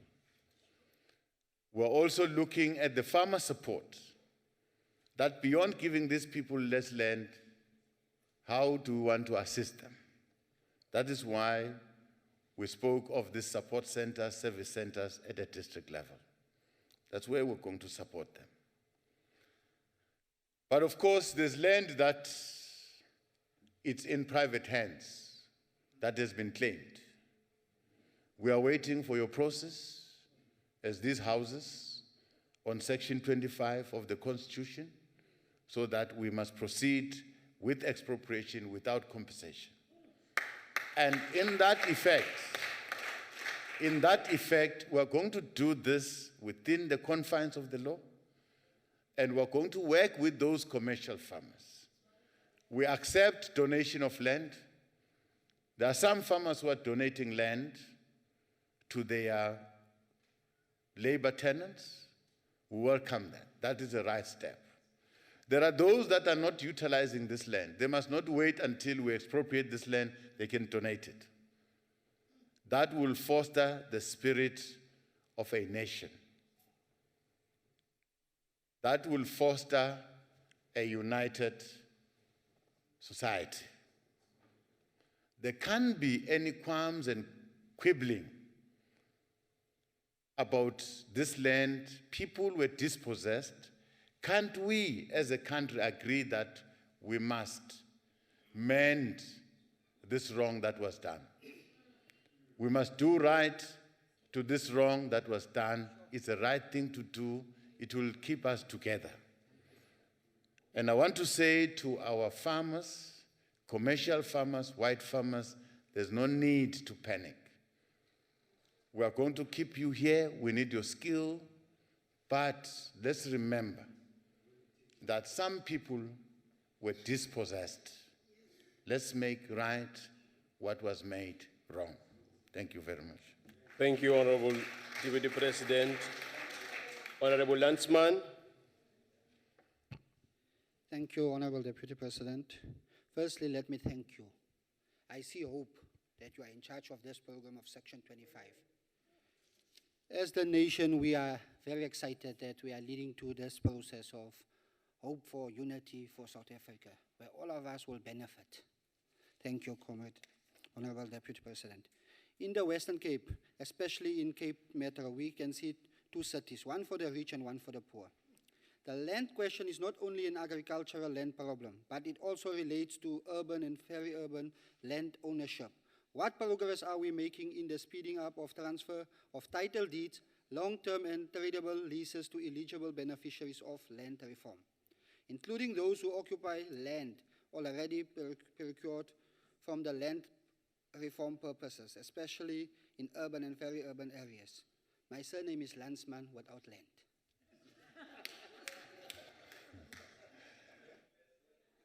Thank you, Chairperson. Landsman without land.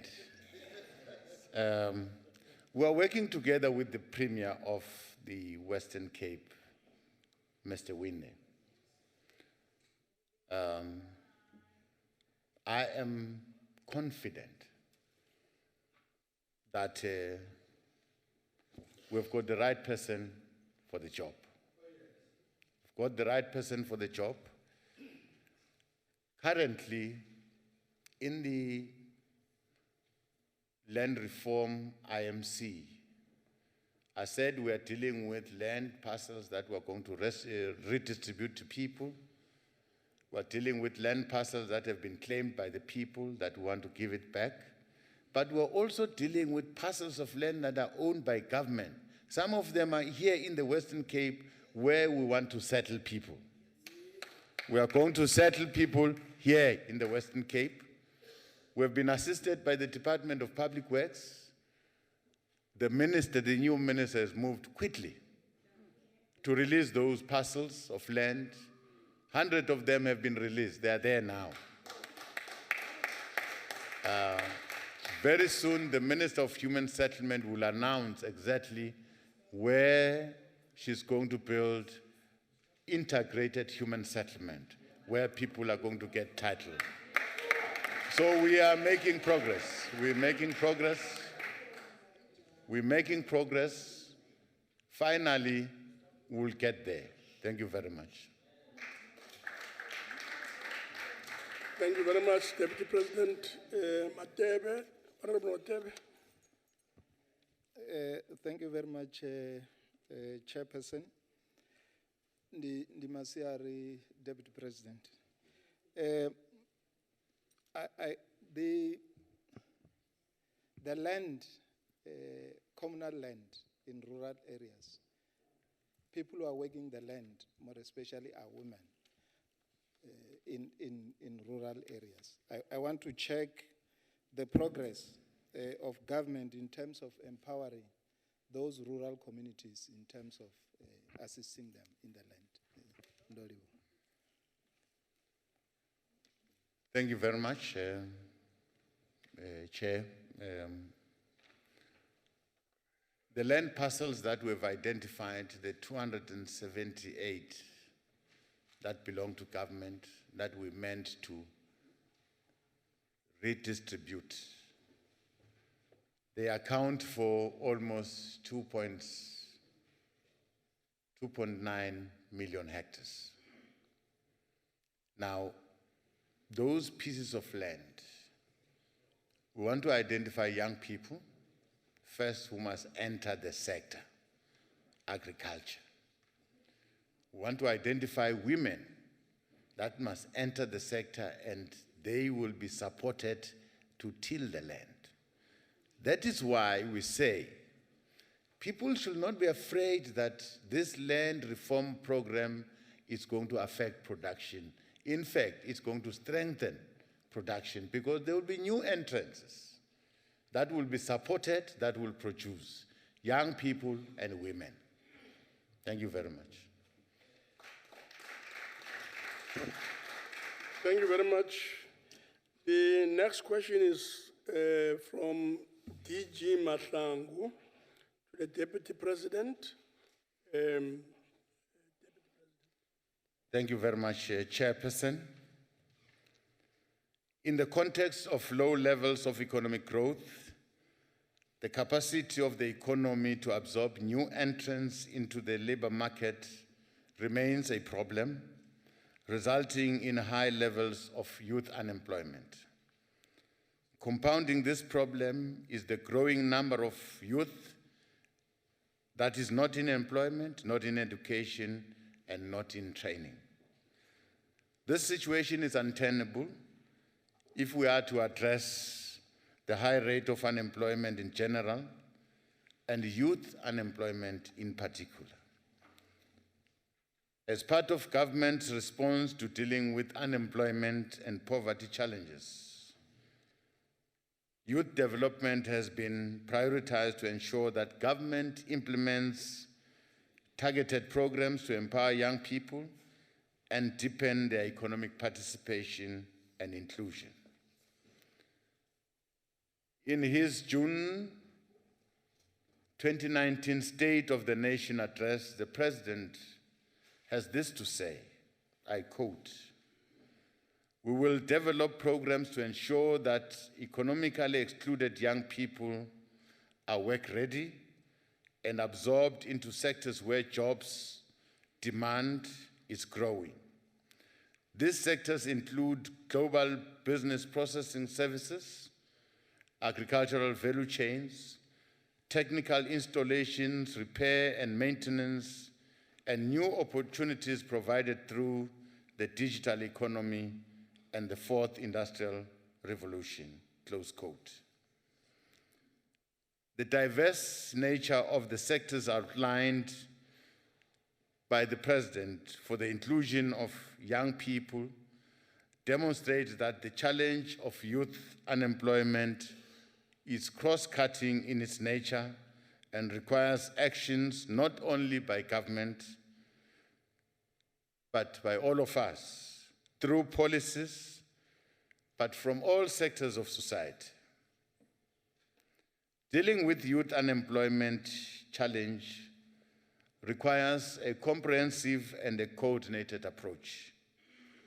This must take into account opportunities presented by new and growing industries across our economic sectors.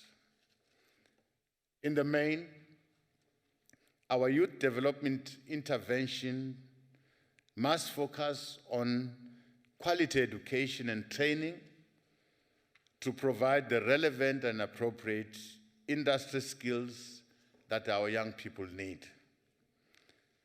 Private sector partnership to promote the placement of our young people in employment opportunities with private companies.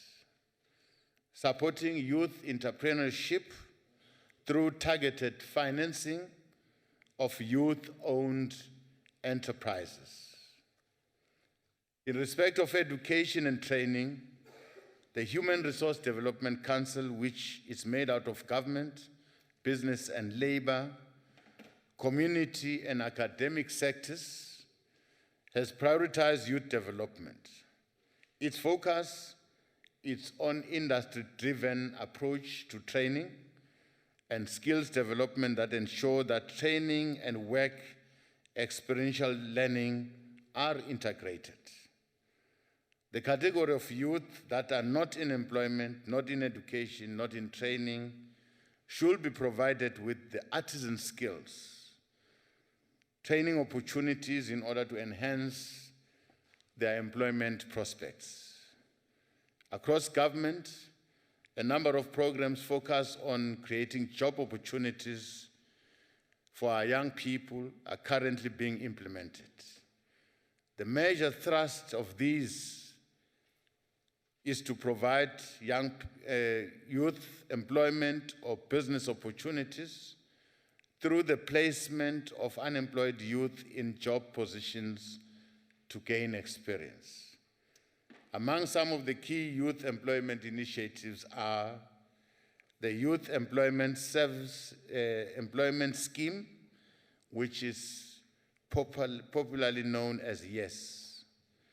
The expanded public works program, TEPO 1 million, that is being piloted in Gauteng, the Harambee Youth Employment Accelerator, as well as the National Youth Development Agency support programs. Thank you very much. My time has expired. Thank you. Thank you very much. Thank you very much. The first supplementary question will come from Honorable DG Mahlangu. Sihlalo ngaphambili sekela mongameli Lotshani ngiyathokoza isikhathi engisitholako. Ngiyathokoza ukuthi sekela mongameli ngempendulo onginike yona. Eqalisise kuloku esikwaziko ukuthi kusihlogisa ubuthongo ngamalanga. Ngabantu abatsha abasemakhaya nabantu abantu abatsha abasemalokishini esaziko ukuthi bahlaselwe into esingayibiza ukuthi ubulwele, i-joblessness. Ngiyathokoza ukuthi ku impendulo yakho uya acknowledge begodu uyasitshela ukuthi kunama programs, also referring to what His Excellency President said on the 16th of June ku Youth Day celebration. Ngithokoza kakhulu begodu ukuthi nge-NYDA uyasitshela ukuthi ngimaphi amahlelo namaheho akhona ukuchugulula impilo zabantu abatsha. Ukungezelela kuloko kwe NYDA, Honorable Deputy President, is that over and above what we have said, if possible, please indicate the long-term interventions or programs which government has to ensure that our young people are champions in job creations instead of being job seekers. Also, Deputy President, sorry, I'm used to calling you Chairperson, my apology. Yes.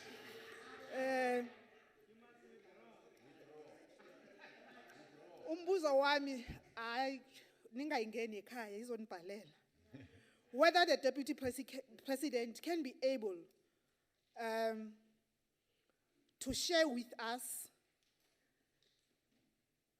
to measure and the mechanisms which are put in place for monitoring and evaluation in the implementation of these programs that you have evaluated, if possible, Honorable Deputy President, because I know that what I might be seeking for you to give, it might need time to come with those plans. Thank you very much. Ngiyathokoza.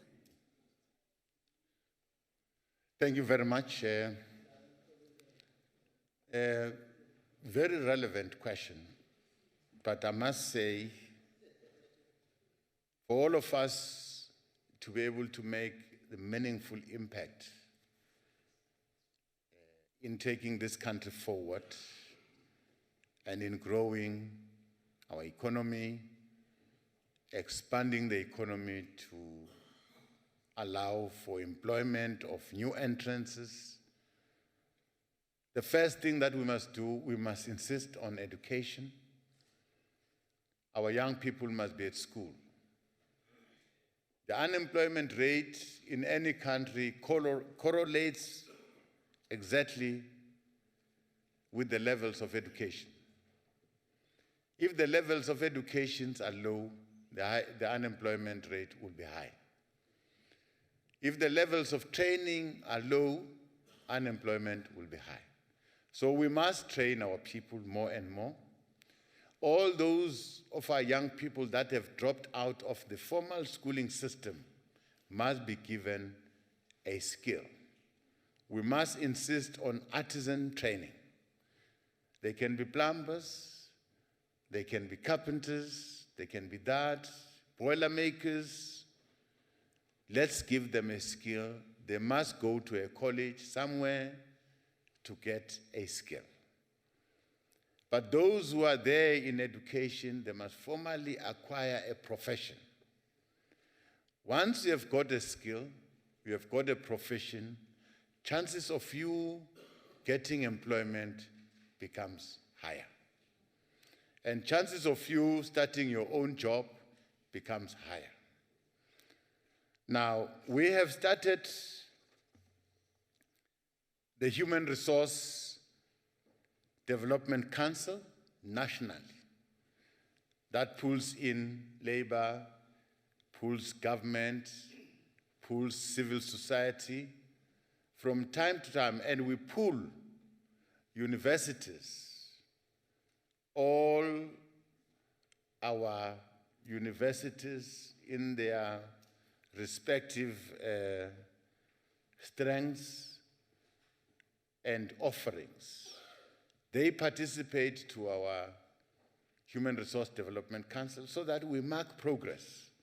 We must know what we're doing. Are we succeeding in terms of training? Universities are giving training, and some of the training is given to our TVET colleges. What good thing that has been done by the Human Resource Development Council, which I found when I joined them, was that there was a match that was done between a TVET college and a business outside. So that those students that are there, that are studying, they've got an opportunity to do their practicals in a company out there. They call that program Adopt a TVET College. That means businesses are encouraged to adopt a TVET college so that these children can work. When they study, they are afforded an opportunity to be at a work environment and to do their practicals there. I found that to be encouraging. But of course, the Department of Higher Education is tracking all the training that we're doing. They know all our TVET colleges, all the kinds of training, because you can't train anywhere in the country if you have not been accredited by the Department of Higher Education. You must be accredited in order to train. So we're able to track exactly what's happening, who's doing what, where. Honorable Thank you. Deputy President. Thank you very much. I can see you're looking at me and not very friendly. No. Not very friendly. No, thank you very much. The second supplementary question will come from Honorable Dutoit. The third will come from Honorable Mutsamai, and the last will come from Tim. Thank you, Chair. Thank you, Chair. Deputy President, I'm glad that you're speaking towards the unemployment that we're currently experiencing in the country, and that you mentioned the different initiatives, or a few of the initiatives that there are to assist the youth. The YES initiative is specifically there to uplift and assist the black youth in South Africa. Currently, the white part of the workforce comprise of only 9% of the total workforce according to Stats SA. My question, Deputy President, is which initiatives are there or were initiated by government to assist white youth and other minority groups in South Africa also to get employment to contribute to the economy of this country? I thought, Honorable Chair, we're talking about young people irregardless of their race, irregardless of their color. All these opportunities that we avail as a government, we are a government of the people, irregardless of the race, regardless of the color. South Africa belongs to all who live in it, black and white. So these opportunities that I'm talking about, they are also meant for white young people. They're there, they must access those opportunities. They must be proud of their country. It is their country. They were born here, they will die here. This country also belongs to them. So I'm saying there are no separate initiatives that are meant for separate people. All what we're providing for all South Africans, black and white. Thank you.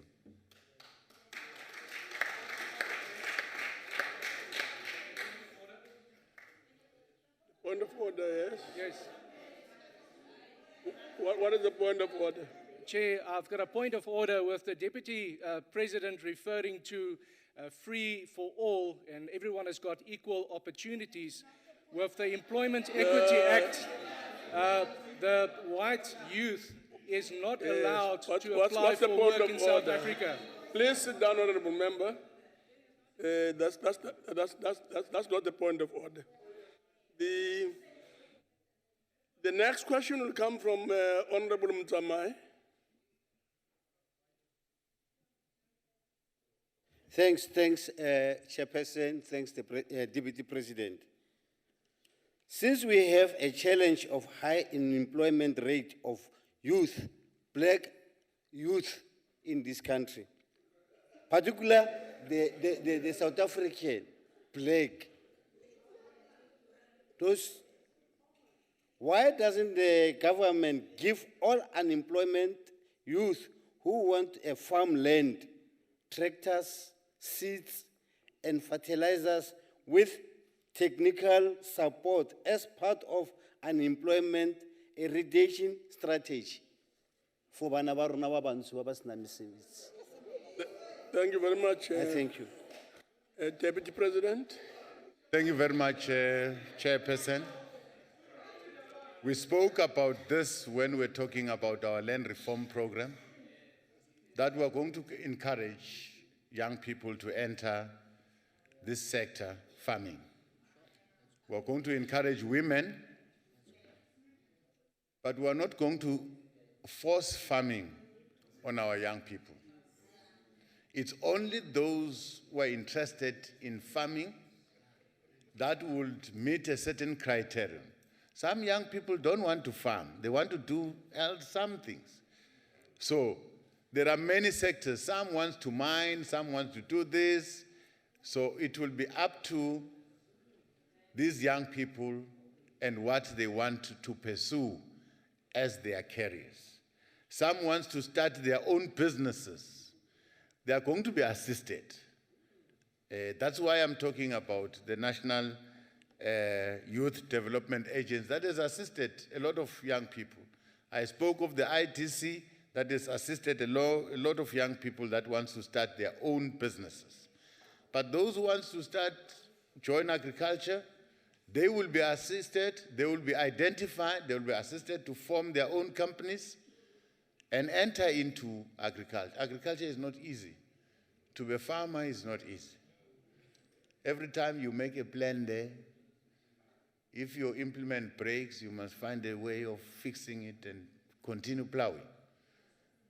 But those who like agriculture, women and young people, will be supported. Well,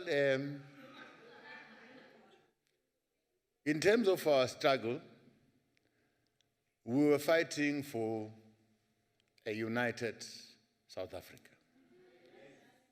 And we say at the preamble of our Freedom Charter, those were the concerns of all the people of this country. We said, we are going to struggle. We are going to fight for these freedoms that we want. Freedom of education, freedom of housing, freedom of that, freedom. And all these freedoms, we are going to fight for them, side by side, black and white, until we win our freedom. Now, white people, they are part of this country. They'll be part of this country. We must move forward. We must recognize the foundation that has been created by our forebears, and we must not go back and destroy that foundation. Thank you very much. Thank you very much, Deputy President. Honorable Tim. Thank you, Chair. For a second, I thought I was just Tim.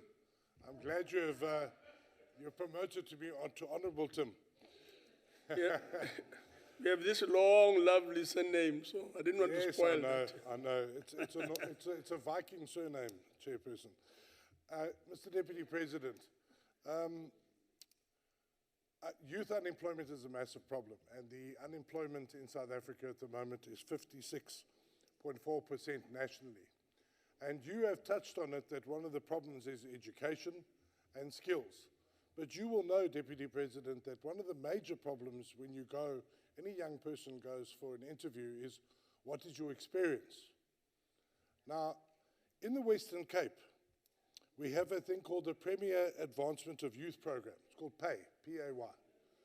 And what we have done is we've offered work on a stipend basis to 700 matriculants in 2018, which has allowed them to work right throughout the Western Cape governmental structure in various different sectors. And they've picked up, for 1 year, they've been paid a salary, but they most critically have picked up experience, which has enabled them to then enter the job market later. My question to you, Mr. Deputy President, is would you agree with a DA initiative and a DA idea to roll out a voluntary national youth service? So when you leave school, you can work in a government-related sector, whether it's a hospital or on a state farm or in a police station, wherever the case may be, in service of your country for a year, but most critically picking up youth skills. Would you support such an initiative, Mr. Deputy President? Thank you. Thank you very much, Chair. Definitely, it's a good initiative. It's a good initiative because we're looking at everything that we can do as a country to encourage our young people to get work. Now, if there is a budget in the Western Cape that we can employ young people, just give them an experience of how the workplace look like. And they earn a salary, they work, it's a good thing. Now, we think emphasis must be put on the private sector, because finally our children must land there. We must encourage the private sector to open up and allow these young people to gain experience. But if government can do it there and there, but it's not sustainable as government. It's not sustainable. It can only be sustainable when they are there in the private sector permanent. That's what I will advise. That is why we're working with the private sector. We rather give that money to the private sector, private company, to employ these children and find a path for them. That after they've gained that experience, probably that company will take 1 or 2 of them to employ them permanent, and they refer others to other companies, and they are there permanent. Because finally, the state is not an employment agency. The state must create the conducive environment, must make that environment conducive for our people to get work. That is a good thing, but we must not probably encourage it. Instead, try and urge your private sector to help. Come in, support the private sector to support our young people. But for now, I'll say it's a good initiative under these circumstances. Thank you very much.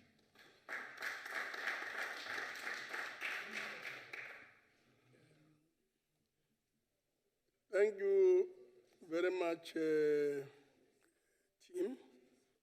Sorry, Deputy President. And we've had responses from, questions from team, Detroit and Mtsamai.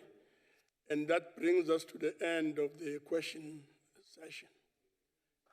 At this point, please do allow me to thank the Deputy President for availing himself to take questions at the NCOP.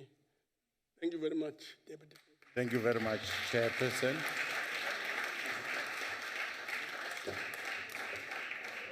That, honorable members, concludes the business of the day, and honorable members are requested to remain standing until the procession has left the House. The House is now adjourned.